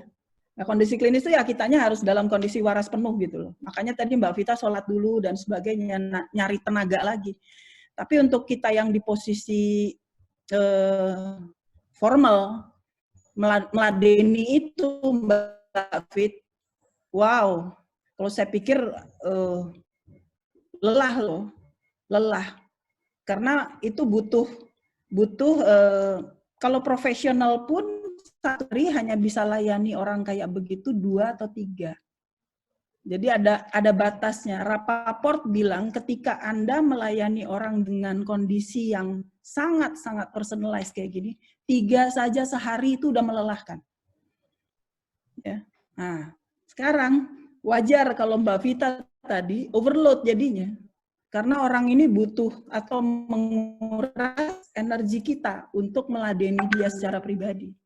Oh, saya menyarankan Bapak yang barusan masukkan ke kategori moderat hingga berat, sehingga dia dirujuknya ke konseling klinis yang biasa handle krisis. Gitu. Bisa jadi ada psikoterapi, Mbak, bukan cuma konseling obatnya. Psikoterapinya apa? Macam-macam. Kalau dia masih bisa memakai otaknya, pakai CBT. Tapi kalau belum bisa pakai otaknya, pakai emotional therapy, emotif terapi dulu, dibikin tenang dulu, dibikin kalem dulu. Dan itu nguras banget, nguras banget. Ya. Dan itu apakah cuma 1 sesi? Belum tentu cuma 1 sesi. Ya. Karena bisa jadi ini masalah udah numpuk. COVID ini sebenarnya jadi biang kerok aja. Siapa tahu dia udah kronis kan. Jadi dia punya stres tuh udah burnout. Numpuk ya, udah numpuk. Yes. Kalau burnout itu nggak ada yang bisa 1 kali selesai. Ya. Itu biasanya 3-4 session burnout itu. Dan kita harus sampai di titik dia akhirnya oke, move on. Dia udah nggak nyalahin orang lagi, dia udah mulai reflektif. Jadi dari reaktif pindah ke reflektif. Nah, dapetin refleksinya ini, sadar bahwa, oh iya, saya nggak bisa nyalain orang, saya yang harusnya mencari jalan keluar, bukan orang lain. Baru bisa masuk client center. Kalau client center, kita cari solusi kan? Nah, iya. Dia dapat insight, oh kalau gitu saya jualan ini, jualan itu. Ah, itu baru bisa. Ya. Mungkin 3-4 ya, after itulah. Ya, saya sih pernah diskusi Mbak Dela sama HR direkturku. Gimana kalau misalnya kita pada satu titik misalnya merumahkan, kita kemudian memberi ide mereka untuk berbisnis, tapi ada beberapa manajemen tuh justru merasa gini, loh nanti dia keterusan nggak mau jadi karyawan lagi, ntar gitu. Jadi apa ya, maksudnya gini, kan kita mencoba membantu mereka untuk memberi solusi gitu ya. Kalau mereka memang ya jalannya sama Allah dikasih memang harusnya, gue kok enak ya bisnis sukses, ya dia bisnis ya sudah gitu. Toh ketika kondisi kayak gini kita juga nggak bisa ngapa-ngapain gitu kan. Nah, so far sih yang teman-teman yang lain sih sampai akhirnya ada yang tadinya sales kita sekarang jualan mukena gitu-gitu Mbak. Terus ada juga yang apa namanya, yes, ya kayak Kangen Water gitu. Jadi apa ya, mereka memang menyadari, let's say misalnya karyawan gaji 7 juta gitu. Kemudian di kami sih kalau level itu nggak ada pemotongan dan lain sebagainya ya. Cuman kan mereka juga satunya pasangannya, istrinya biasanya jualan apa masih ada, ini kan sudah nggak ada. Jadi kan menurun. Sementara biaya-biaya mahal. Ya, jadi otomatis dia mencoba cara lain. Saya nggak, manajemen kadang-kadang masih worry yang nanti terus keenakan gimana? Sudahlah. Itu sudah Allah yang atur. Ya anyway, betul. Benar Mbak. Cuman mungkin satu lagi Mbak, aku tadi terima kasih banget sudah banyak ide untuk bisa recharge diriku, karena selama ini Ya. Saya juga cuman mungkin kerjanya balasan HP atau dan sebagainya itu juga memang menguras energi. Salahkan. Ya. Ya. Alhamdulillah sih anak-anak suami aman semua, nggak ada yang aneh-aneh gitu. Makanya malah lucu-lucu gitu. Kalau apa namanya? Ya, suka lucunya ya. Iya, masak bareng, cerita bareng-bareng ya gitu deh. Alhamdulillah. Tapi mungkin karena tahu mamanya lagi ngadepin yang apa yang agak berat. Nah, bener banget. Mereka coba lagi Mbak Vita. Masih satu Udah, aku rasa thank you banget. Sudah banyak insight di hari ini. Mbak Ami juga makasih, Mayor makasih ya. Ya. Oke. Betul. Itu tadi ada teman-teman nanti saya share yang job inventory itu ya, si Holland itu. Dan kayak alternatif yang bisa dikerjakan di rumah, bisa jadi mungkin tidak semuanya jualan. Ya, bisa jadi tidak semuanya jualan, karena dia tipenya konvensional, suruh jualan agak susah. Kalau konvensional tuh mungkin dia lebih banyak ngurusin yang lebih hari-hari rutin gitu ya. Di rumah, kalau misalnya ada aktivitas yang biasa dilakuin sama asisten rumah tangga nih, tanpa mengurangi rasa hormat, ketika dia di rumah, sebenarnya bisa tuh plot atau porsi pekerjaan itu diambil dulu sama kita. Ngurangin juga kan cost, gitu loh. Ya, karena kalau kita perhatikan, lifestyle-nya orang di Barat, mereka itu terbiasa ngurus rumah, bahkan dalam activity plan-nya, itu ngerapihin rumah itu menjadi salah satu stress management. Stress release ya Mbak ya? Misalnya, iya, jadi kalau misalnya ngecat rumah, nukang tuh, alah kucing jual, nukang ya, yang tadinya kita harus ngasih ke tukang untuk benerin apa gitu. Nah itu diambil sama orang-orang yang memang ternyata secara hobi tuh suka gitu, ngoprek ya.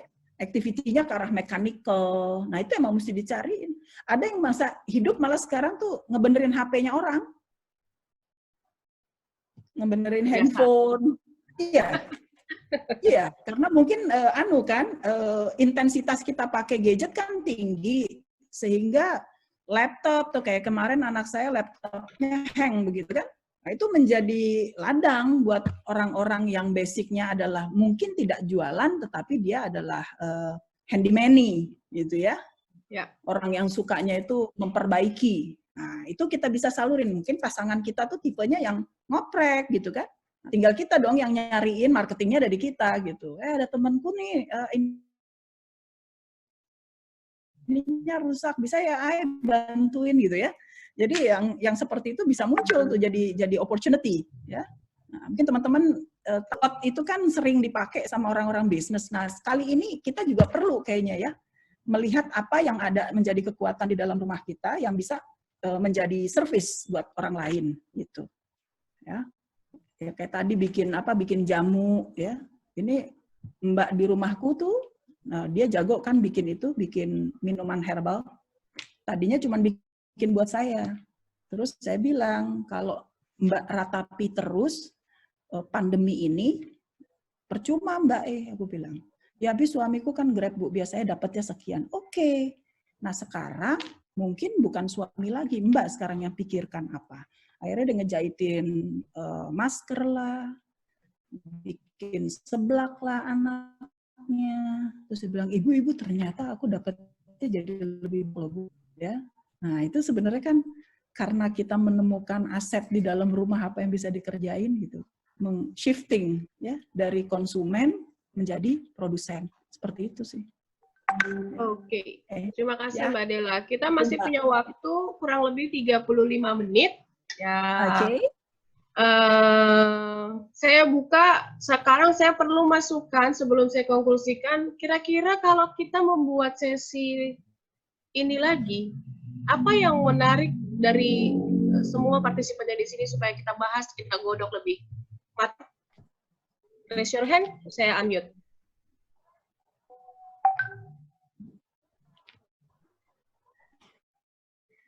Oke, mungkin sambil dicoba kreatif apa yang kira-kira bisa kita bangun sharing session berikutnya.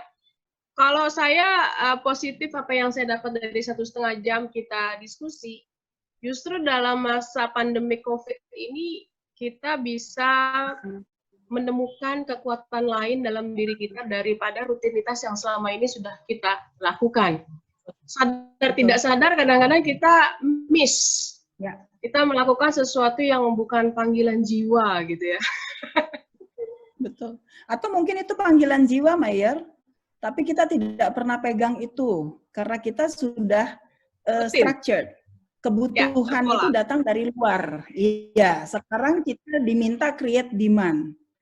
Jadi kita yang diminta untuk menghasilkan sesuatu yang orang lain butuh. Jadi jangan lagi bekerja berdasarkan kebutuhan orang. Seperti itu. Betul. Kita yang create. Kita yang create gitu, Mbak ya. Orang butuh ini nih. Ketika kita paham apa saya sebenarnya tadi orang, betul. Ketika kita paham kebutuhan klien kita juga paham tentang kekuatan kita, itu menjadi titik match yang sangat pas. Ke depan, insya Allah jadi lebih enak gitu ya, Mbak ya? Betul. Nah ini karena kita aja nggak tahu sekarang who's our client is. Kita nggak tahu klien kita siapa sih sebenarnya nih sekarang nih. Siapa? Kita cuma tahu klien kita misalnya perusahaan X, perusahaan B, perusahaan Y gitu. Tetapi sebenarnya yang true klien itu kan personal. Nah, personal itu kebutuhannya sekarang justru lagi gede-gedenya. Memang tidak assessment, tapi bentuknya lain lagi. Tadi fasilitasi terhadap permasalahan-permasalahan di tiap rumah. Gitu. Jadi pendamping-pendamping ya mungkin jadi family counselor sekarang gitu loh. Ya. Itu bisa jadi ya family counselor mungkin, atau kayak tadi ya, facilitating anak-anak muda yang saya mau bikin satu session minggu depan itu tentang sama anak-anak, tapi pembicaranya juga mereka, tentang bagaimana pilih baju yang mencerminkan kepribadian dia. Yang mau ngasih, yang mau ngasih anak fashion business.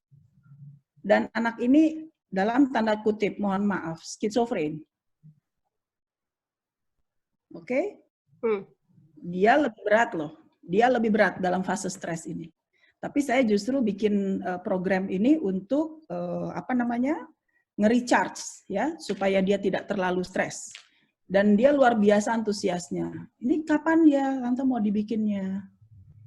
Jadi nggak benar ada orang yang orang yang yang akan hadir atau yang akan mengikuti. Saya bilang saya pastikan ada. Nah, di situ tuh make it happen-nya itu di kita. Dan nanti kita lihat kepuasannya ada di ketika orang ini bisa ya sehat jiwa gitu. Nah, efeknya ke kita. Soal uang kembali lagi nanti deh. Tenang aja, bapaknya direktur kok. Ya enggak? Bapaknya direktur kok. Kalau emang kita mau berstrategi bahwa jangan sampai gratis aja, tenang aja. Create dulu kebutuhan itu. Ketika itu direspon, orang tahu dampaknya, mereka akan menambah lagi. Ya. Ordernya akan datang lagi. Gitu. Amin. Kayak yang tadi IPA IPS ini udah mau 2 session nih. IPA IPS tuh sudah mau 2 kelompok. Udah minta lagi. Terus satu lagi yang kelas 12 mau menuju ke kuliah. Mau tetap sama jurusan yang sama atau pindah gara-gara kemarin undangan nggak keterima. Itu udah mulai ada. Pengen kedokteran. Gagal kedokteran. Ada yang saya tanya, saya follow up satu-satu itu, begitu undangan saya follow up satu-satu. Kan nggak goal, padahal harapannya sangat tinggi di undangan. Nah itu bisa tuh, manage frustrasinya anak-anak itu. Hidup nggak cuma di sini, nah ayo buka. Mau bertahan dengan pilihan di kedokterannya, atau mau ganti jurusan lain. Ya, sebenarnya kan tugas kita adalah memantapkan mereka pada pilihannya. Kalau udah cita-cita dari kecil pengen kedokteran, maka fungsi konseling kita adalah lebih menguatkan dia. Orang tuanya akan say thank you luar biasa. Kebetulan ada satu yang lolos kemarin di kedokteran itu luar biasa, ibunya bilang terima kasih gitu ya, dan kepuasannya di kita gitu. Ibunya posting dia keterima di FK4 misalnya begitu. Itu senang banget gitu kitanya. Ya. Memang satu-satu Mbak. Satu-satu. Ya, oke. Jadi perlu kreativitas juga ya Mbak. Mungkin kita refleksi sebentar, kemudian Iya. kita makin Ya, kreatif what next to do gitu ya kalau Mbak, memang ya. ingin belajar lebih lanjut, saya sih ingat dulu pelajaran pertama kami waktu kita masuk di konsultansi adalah client management. Oke. Jadi membedakan saja gitu. Ya. 3 Jadi SAS lagi ya Mbak ya, client management. client management. Jadi even kita itu cuma junior consultant, tapi kita tahu account kita itu dari A sampai Z-nya tentang dia itu kita harus tahu. Karena makannya kita dari dia gitu. Jadi benar-benar tuh prosesnya sama klien itu, aduh, engagement tingkat tinggi lah. Nah itu menurut saya perlu teman-teman dapetin gitu ya ilmu itu. Jangan sampai begitu selesai assessment namanya aja kita udah lupa sama dia gitu. Insya Allah sampai saat ini saya orang yang di assess, ya nggak sih? Orang yang di assess itu kalau bisa in mind, ingat mukanya, ingat profilnya, banget. Ya. Mbak, nah, itu Nela, dia ini akan ada benar. Mbak Adinda. Yes. Mbak Adinda mau menyampaikan sesuatu, saya unmute sebentar, silakan Monggo, Mbak Adinda. Monggo Mbak Din. Mbak Adinda silakan. Kenapa nggak bisa saya unmute? Sebentar. Nggak apa-apa Mbak Adinda. Dia bilang yang lain dulu deh. Kan tadi aku udah gitu, padahal nggak apa-apa.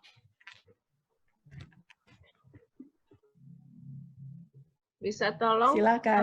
Hosting yang bisa meng-unmute saya. Meng-unmute. Mas Mohtar bisa minta tolong? Oke. Ya. Nih? Mbak Dinda? Oh, Mbak. Sudah masuk ke suaranya? Oh, iya. Mbak Din? Ya, Mbak. Halo, Mbak Din. Sempat ya, silakan Mbak Dinda. Ya, silakan. Mbak Dela, ini kan sebenarnya pandemi ya. Pandemi itu kan tadi Mbak Dela bilang hilangnya cepat gitu. Maksudnya gini, kadang-kadang kita agak bingung di satu sisi kita harus punya hope gitu, harapan bahwa semua nanti akan ke depan akan baik. Tapi di sisi lain kan kita juga tidak bisa menafikan informasi bahwa nanti mungkin akan ada krisis ekonomi misalnya gitu. Terus artinya gini, antara kita harus aware sama kita juga harus stay healthy gitu secara mental, tapi juga nggak boleh mengabaikan. Nah, ini balancing-nya gimana sih Mbak? Maksudnya supaya kita juga ya itu tadi seimbang gitu, nggak peduli atau menutup mata banget gitu, tapi kita juga prepare tapi dengan cara yang kita juga nyaman gitu, nggak bikin stres gitu. Betul. Oke. Nah itu di orang-orang reflektif. Orang reflektif tuh kebanyakan mikir akhirnya. Ya. Jadi nanggung, maju enggak, mundur juga enggak. Itu kita sekarang. Semua, sorry, lagi dipikirin semua. Akhirnya nggak ada yang dijalanin. Make a plan, 3 bulan apa, 6 bulan apa, 12 bulan. Kan 3 bulan ngomong contohnya, telur ke depan orang masih nggak bakal beli telur. Gitu ya. Itu kayak tadi tuh. Dalam 3 bulan ke depan, anak 9 mau masuk ke kelas 10. 6 bulan maka orang akan. Nah, jadi kita melihat itu, kita turunkan peta per 3 bulan, 6 bulan, 12 bulan. Ya. Jadi jangan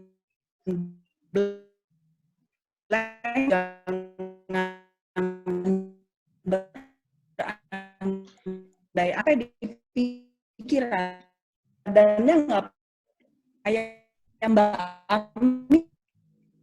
Ami orang yang dia bikin sertanya 15 jalan. Jadi sebenarnya begitu ada dibuat kebutuhannya ada seperti harus ada plan dulu, cek session apa itu kita mau ngerjain apa nih. Saya ambil satu contoh ya Mbak. Semua assessment mute kan. Tapi organisasi saya kebetulan salah satu klien saya itu jualan obat. Obat itu lagi naik daun karena dia penghasil vitamin ya yang cukup besar nih, generik di Indonesia. Artinya production-nya lagi naik. Assessment-nya pun, halo? Nah, assessment-nya pun itu ternyata mereka pengen jalan. Tapi kan nggak mungkin kita wawancara dan sebagainya. Challenge-nya apa? Adaptable, online. Aku nggak suka online. Aku sukanya konvensional. Karena aku pikir terlalu banyak hal yang bisa jadi itu bias gitu pada saat online. Tapi itu permintaan klien. Maka kita kemas. Oke deh, we have to learn deh. Belajar deh caranya nginterview melalui online. Belajar deh yang namanya tes-tes online. Dibuka semua. Dan akhirnya kita sampaikan ke klien, yang bisa saya ukur segini ya kalau online. Apa Anda mau? Ternyata mau, Mbak. Ya, jadi ketika kita itu orangnya portable itu artinya Fleksibel, bisa agile. betul, agile dan kemudian make it happen. Ayo kita jalanin. Jadi itu Mbak, assessment 400 packs 2 bulan ke depan ini. Bulan puasa sampai lebaran bahkan hanya libur 2 hari. Saya sendiri nerimanya tuh bismillah apa innalillahi wa inna ilaihi rojiun gitu. Karena ini baru. Tapi saya harus hitung bagaimana ini bisa dilakukan sama teman-teman yang terbiasa konvensional, kan begitu. Maka kita latihan, kita belajar gitu. Nah, saya berharap teman-teman juga bisa gitu menawarkan solusi seperti ini kepada klien-kliennya bahwa bisa kok. Ya, bisa kok. Nah, challenge diri kita untuk ya. Ini banyak banget nih, minat bakat anak-anak ini masih pending banget gitu loh. Ayo kita bicarakan. Minat bakat, kalau bakat nggak bisa diukur, minatnya kita ukur. Karena minat masih bisa online. Ya nggak? Yang bukan psikolog aja bikin pakai MBTI kok. Kenapa kita nggak bisa? MBTI itu alat yang sama sekali, bukan alat diagnostik. Lebih kuatan tadi Holland, RMIB. Pakai Google Form, dipantau. Nggak masalah. Ya. Pakai wawancara in-depth sama anaknya. Bisa. Ngobrol kayak gini. Masih tetap bisa jalan minat bakat menurutku. Kalau kita mau diskusi teknisnya, hayu. Ya. Kalau mau teknis ya. Kayak tadi tuh karyawan itu. Karena dia terpikir, saya bakalan pecat nih kayaknya habis ini. Oke, kalau dipecat kita ngomong apa nih sekarang? Next career, mau karir di mana? Mau self-employed, mau kerja lagi? Kita bisa diskusiin itu.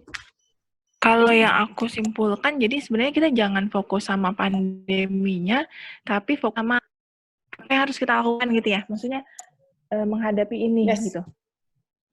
Yes, ini situation.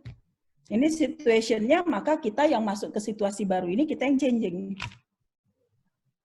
Kalau Rogers kan bilangnya begitu. Rogers bilangnya manusia tomorrow itu adalah manusia yang adaptable.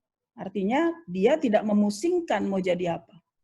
Rogers itu nggak pernah ganti baju, Mbak. Dari dulu itu bajunya kemeja lengan pendek. Kalau kita lihat basi banget tuh orang. Nggak pernah ikutan tren.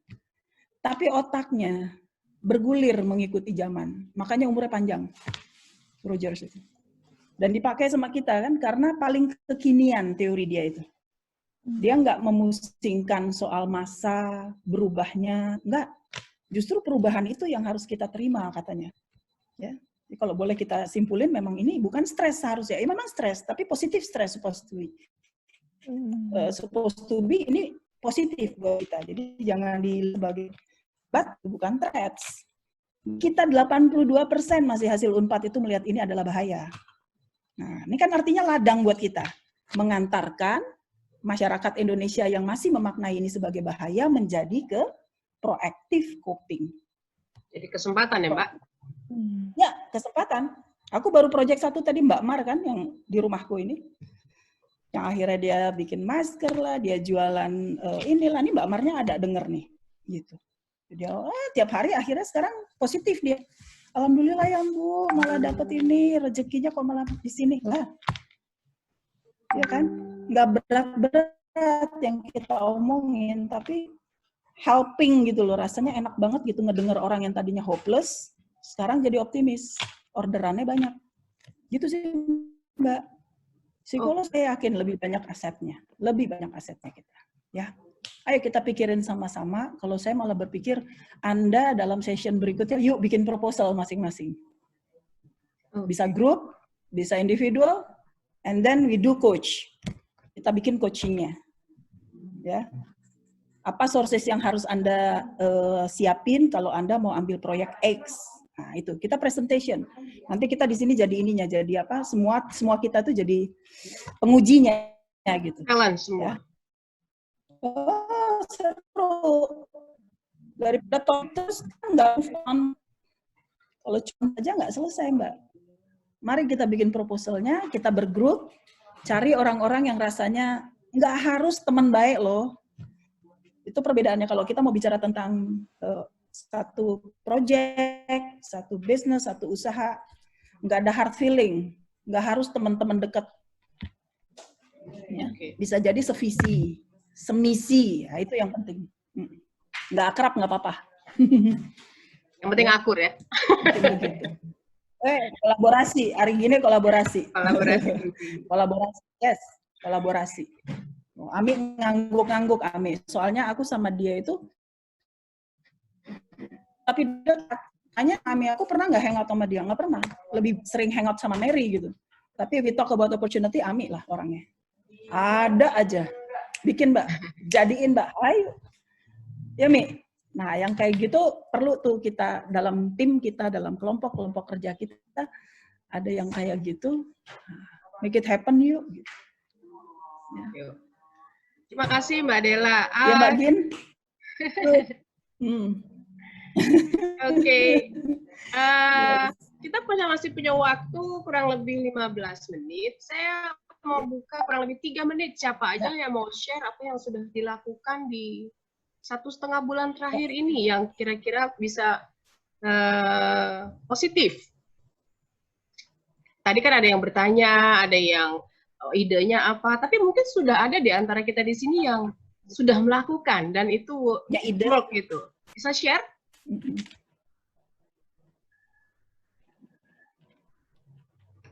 Kita buka 3 menit aja. Oke. Kalau aku share sedikit, kalau kemarin itu saya memang pernah mengalami periode yang tadi sempat diceritakan Mbak Della. Rasa takut, nangis gitu ya, bingung karena di rumah sendiri, kemudian yang selama ini selalu pergi, pulang malam dan sebagainya gitu, tiba-tiba harus di rumah aja. Itu perubahan yang, oh Mbak Yayu rise up sebentar ya. Mbak Yayu. Oke, nanti saya buka. Dan akhirnya saya sharingnya tuh salah satunya sama Mbak Ami.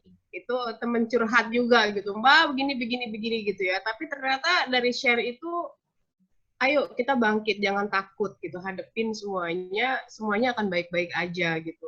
Dan ternyata di periode itu ada ide-ide tetap menjalin hubungan sama orang lain karena ternyata berhubungan sama orang lain itu membukakan diri karena tidak ada pertumbuhan ketika saya sendiri di dalam rumah. Mengisolasi sendiri itu ternyata tidak membuat saya semakin bertumbuh, tapi semakin saya drop. Akhirnya saya membuka diri, saya jujur gitu ya, dan akhirnya ada ajakan untuk ayo kita sharing sesuatu buat orang lain. Saya bilang saya nggak punya sources yang saya pikir waktu itu tidak ada gitu. Tapi waktu itu teman-teman mengajak, aku mau bagi-bagi makanan buat orang-orang yang berkekurangan selama masa pandemik. Akhirnya terjadilah waktu itu hari Sabtu, saya hanya punya skill untuk masak, saya bilang gitu. Akhirnya saya berangkat hari Sabtu itu, pertama kali saya keluar rumah jauh menggunakan kendaraan, karena sebulan full hanya di rumah. Ternyata jalan mobil sendiri juga nggak apa-apa, bahkan agak stress release, ngelihat lagi jalanan. Kemudian masak beramai-ramai di situ, bersosialisasi, berhangout, tapi tetap menjaga diri, tidak terlalu dekat, pakai masker. Jadi masak dengan APD lah ya, APD masak. Dan akhirnya jam 3 sore kita berbagi dengan kurang lebih 175 packs makanan sederhana buat orang-orang. Ada yang pemungut barang-barang bekas, orang-orang ibu-ibu yang bawa anak di pinggir jalan, karena bukan hanya kita, tapi mereka yang selama ini sudah dibawa pun lebih lagi karena tidak ada manusia di jalan, sehingga tidak ada yang bisa memberi mereka. Dan ternyata itu menaikkan energi juga ya. Oh, ternyata masih ada yang bisa kita kerjakan di luar sana daripada kita hanya terdiam di dalam rumah. Itu salah satu share dari saya. Mungkin banyak hal-hal cerita-cerita yang lebih keren dari teman-teman. Mbak Yayu sudah ngacung-ngacung tangan. Saya buka waktu kurang lebih 3 menit ya Mbak untuk diskusi. Silakan Mbak Yayu.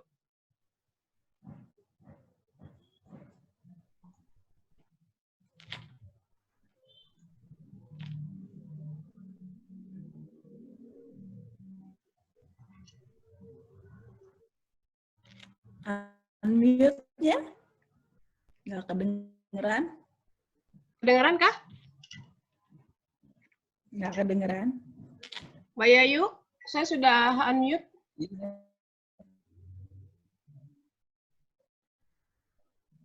Silakan Mbak Yayu. Mbak Yayu, belum masuk suaranya? Mbak Dara bisa dengar? Enggak. Saya juga nggak bisa dengar. Mbak Yayu.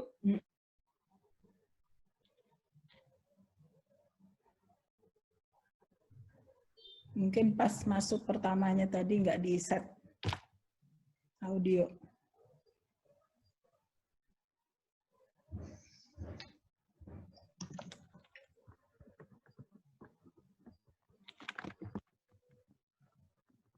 Mbak Yayu, apakah sudah bisa mikrofonnya? Saya sudah unmute.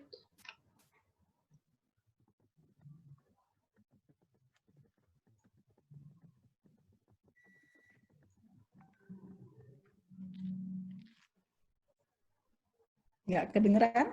Nggak kedengeran, saya juga nggak kedengeran. Oke. Nggak kedengeran. Saya sudah unmute. Nah, ini siapa nih yang masuk? Ya. Dapat Mbak Yayu masuk? Nggak kedengeran deh. Nggak kedengeran. Mbak Yayu. Nggak kedengeran dia. Nggak kedengeran ya? Itu biasanya kayak gitu di live dulu baru set dari awal masuk. Iya, Mbak Yayu, technical suaranya nggak terdengar oleh kami. Bisa di chat kah? Kalau misalnya di tidak dulu. bisa di ini di chat. Di chat. Oke, sambil Mbak Yayu koreksi jaringannya, saya kasih waktu untuk Mbak Ami, katanya mau memberikan masukan, kita waktu 3-5 menit untuk Mbak Ami memberikan masukan. Boleh ya Mbak Dela ya? Boleh. Ya, silakan Mbak Ami. Assalamualaikum, selamat siang semua. Siang. Mbak Dela, kangen banget. Banget ya. Banget ya. Semua juga terima kasih sudah join. Saya sih bukan mau ngasih masukan ya, tapi apa yang ide-ide ini tuh gitu. Awalnya ngobrol-ngobrol aja sama Mbak Dela, sama beberapa teman, tapi yuk kita buat apa yuk sesuatu gitu. Karena kejadian ini kan terjadi pada semua orang ya. Kita nggak sendiri gitu. Paling enggak kita yang memang dalam tanda petik diberi kemampuan untuk mencoba cepat peka terhadap situasi yang ada gitu, jadi lebih cepat sehatnya gitu, jadi melakukan sesuatu gitu. Karena terus terang saya tuh orang yang sama sekali nggak suka sama teknologi, tapi gara-gara hal ini belajarlah Zoom gimana caranya, belajarlah webinar itu apa dan seterusnya gitu ya. Ada permintaan tes online, kemarin ngobrol sama Mbak Dela, aduh kayaknya kita harus gerak juga ke arah sana gitu ya. Dan itu membuat kita berubah. Ya, dan itu bisa dilakukan Mbak. Alhamdulillah ya. Udah project ini udah mau jalan ya bulan depan Mbak Dela. Alhamdulillah ternyata bisa ya. Gitu. Insya Jadi Allah. memang betul bahwa Doain. ketika kita agile, kita adapt gitu, kita akan insya Allah menjadi manusia tomorrow gitu ya Mbak ya. Dan itu dialami oleh diri kita gitu, dialami oleh saya khususnya gitu. Nggak boleh lah, saya suka diiniin sama anak-anak gitu. Mama nih dibeliin handphone yang bisa fiturnya macam-macam cuma buat chat, baca email, dan lihat YouTube. Sudah gitu. Ada agenda nggak dipakai, padahal Mbak Della udah mulai tuh kalau ngasih jadwal lihat titik-titik aja gitu ya. Gitu. Itu hal-hal kecil yang sebenarnya bisa kita optimalkan. Tadinya saya sama sekali nggak pakai itu gitu, tapi gara-gara ini kita dipaksa untuk lebih ikut terhadap zaman dan seterusnya gitu ya. Jadi insight buat saya adalah memang kita harus ternyata berubah loh, itu satu. Harus agile loh gitu. Jangan juga terlalu merasa kita sudah fine kok. Dengan konvensional itu kita canggih banget kok. Bisa ngelihat orang, memaparkan orang sampai klien kita melongo. Masa begitu ya gitu. Nggak bisa berhenti di situ ternyata gitu ya Mbak. Dan yang saya rasakan cemas itu ternyata wajar juga loh, psikologi juga manusia gitu. Dan kita nggak sendiri kan gitu ya. Jadi somehow wajar juga gitu. Dan yang saya amazed pada diri saya bukan dari sisi bisnis dan seterusnya adalah saya sekarang bisa masak loh Mbak. Wow, keren dong. Luar biasa kan? Aku bisa masak gitu. Luar biasa. Dan masaknya juga yang unusual gitu, yang agak susah-susah men-challenge diri gitu. Yang tadinya dadah aja sama dapur, tinggal kasih instruksi, uang belanja beres, kasih daftar menu gitu. Sekarang pikir ya, ini pagi siang sore anak-anak minta menunya beda gitu kan. Harus masak ini, masak itu gitu. Tetap tapi Mbak sana sini juga pastilah masih tetap gitu ya berjalan. Cuman ada sisi lain yang kita memang jadinya ter-challenge untuk membuat sesuatu gitu. Dan saya senang banget gitu. Dan ini dialami oleh kita semua gitu ya. Maksudnya bagaimana kita akhirnya tergerak untuk melakukan sesuatu yang tadinya di luar dari kebiasaan itu ternyata dialami oleh kita semua gitu. Dan itu saya honestly senang banget gitu. Makanya mungkin kita harus sering-sering buat kayak gini dengan topik-topik yang juga tidak terbatas di ilmu-ilmu kita gitu. Yang lain kayak apa gitu ya. Supaya berbagi. Kayak di sini ada yang concernnya Mbak Yayu. Iya Mbak Mi, betul banget. Ini yang kayak concernnya Mbak Yayu nih loh Mbak Mi. Oh iya. Mbak Yayu di sini nulis nih, belum srek kalau belum tatap muka kalau lagi konseling. Ada tips khusus nggak Mbak? Langsung Mbak Della. Jawab. Nah itu juga ada tuh Mi. Jadi sebenarnya kalau kita mau mau kumpul-kumpul terus kemudian berlatih, di situ ada exercise-nya Mbak Mei juga udah pernah ikut ya kemarin. Karena kemarin peruntukannya adalah wawancara, ya. Ternyata memang ada yang harus diperhatikan, terutama fase sebelum dan saat. Itu berbeda, konvensional sama yang online. Nah, itu yang nanti kita bisa belajar sama-sama berlatih gitu. Nah, kalau untuk counseling ini terus terang the more you exercise akan semakin lebih lebih luas ya. Lebih luas. Ini kayak sekarang misalnya saya sedang mau ngomong sama Mbak Yayu nih. Ya, sama Mbak Yayu. Itu di webnya Mbak. Di webcam-nya. Kita melihat di webcam, saya melihat webcam, itu saya akan terlihat seperti melihat Anda. Ya. Dan kemudian make sure bahwa paraphrasing, minimum respon, itu pelajaran konseling yang paling dasar kan. Jadi kalau orang ngomong itu direspon,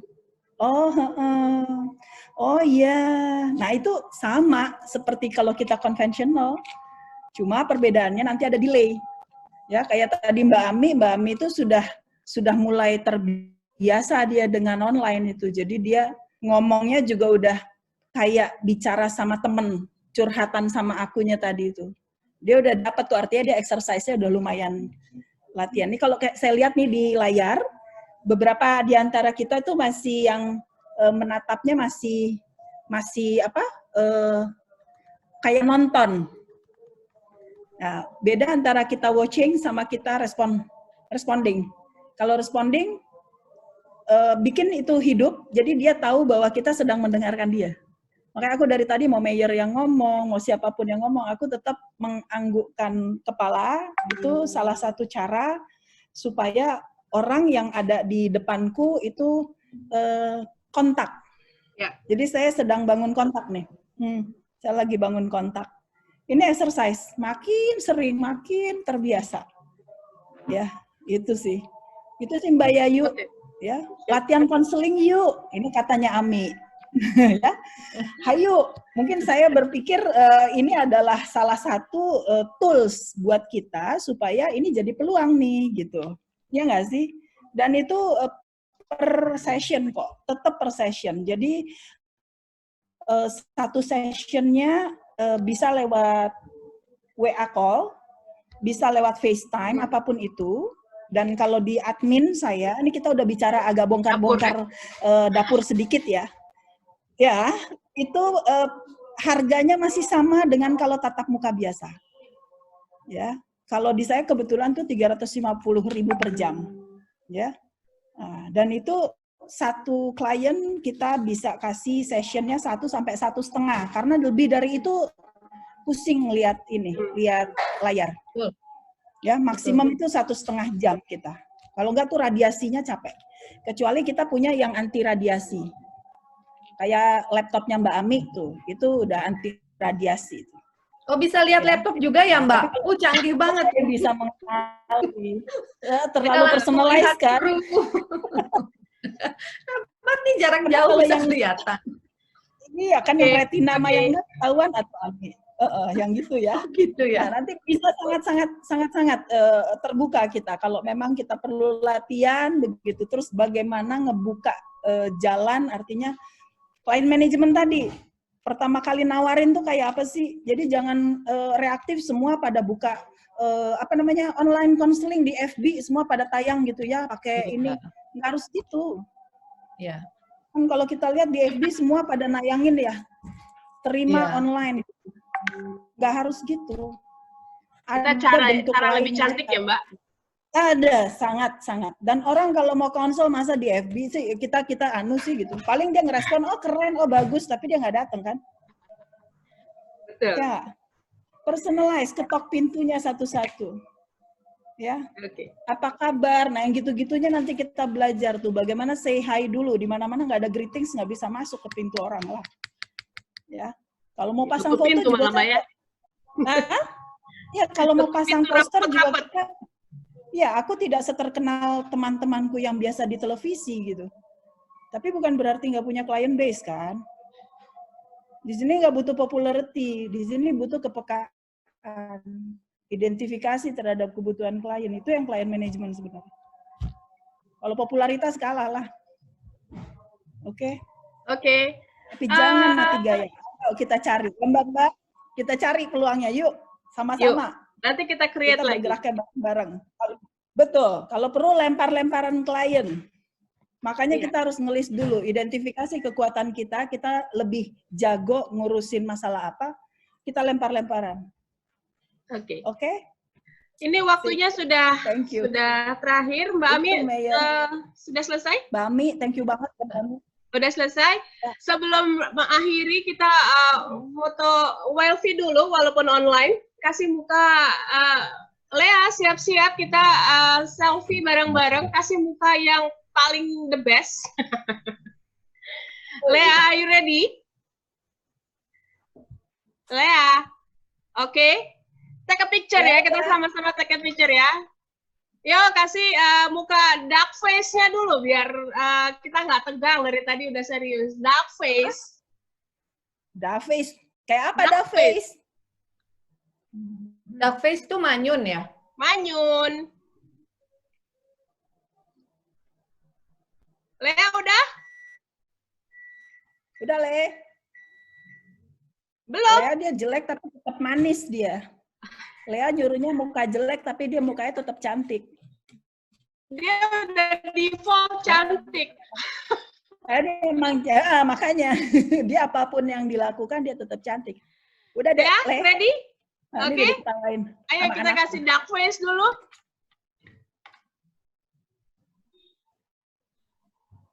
Oke, sekali lagi muka cantik kita. Hai.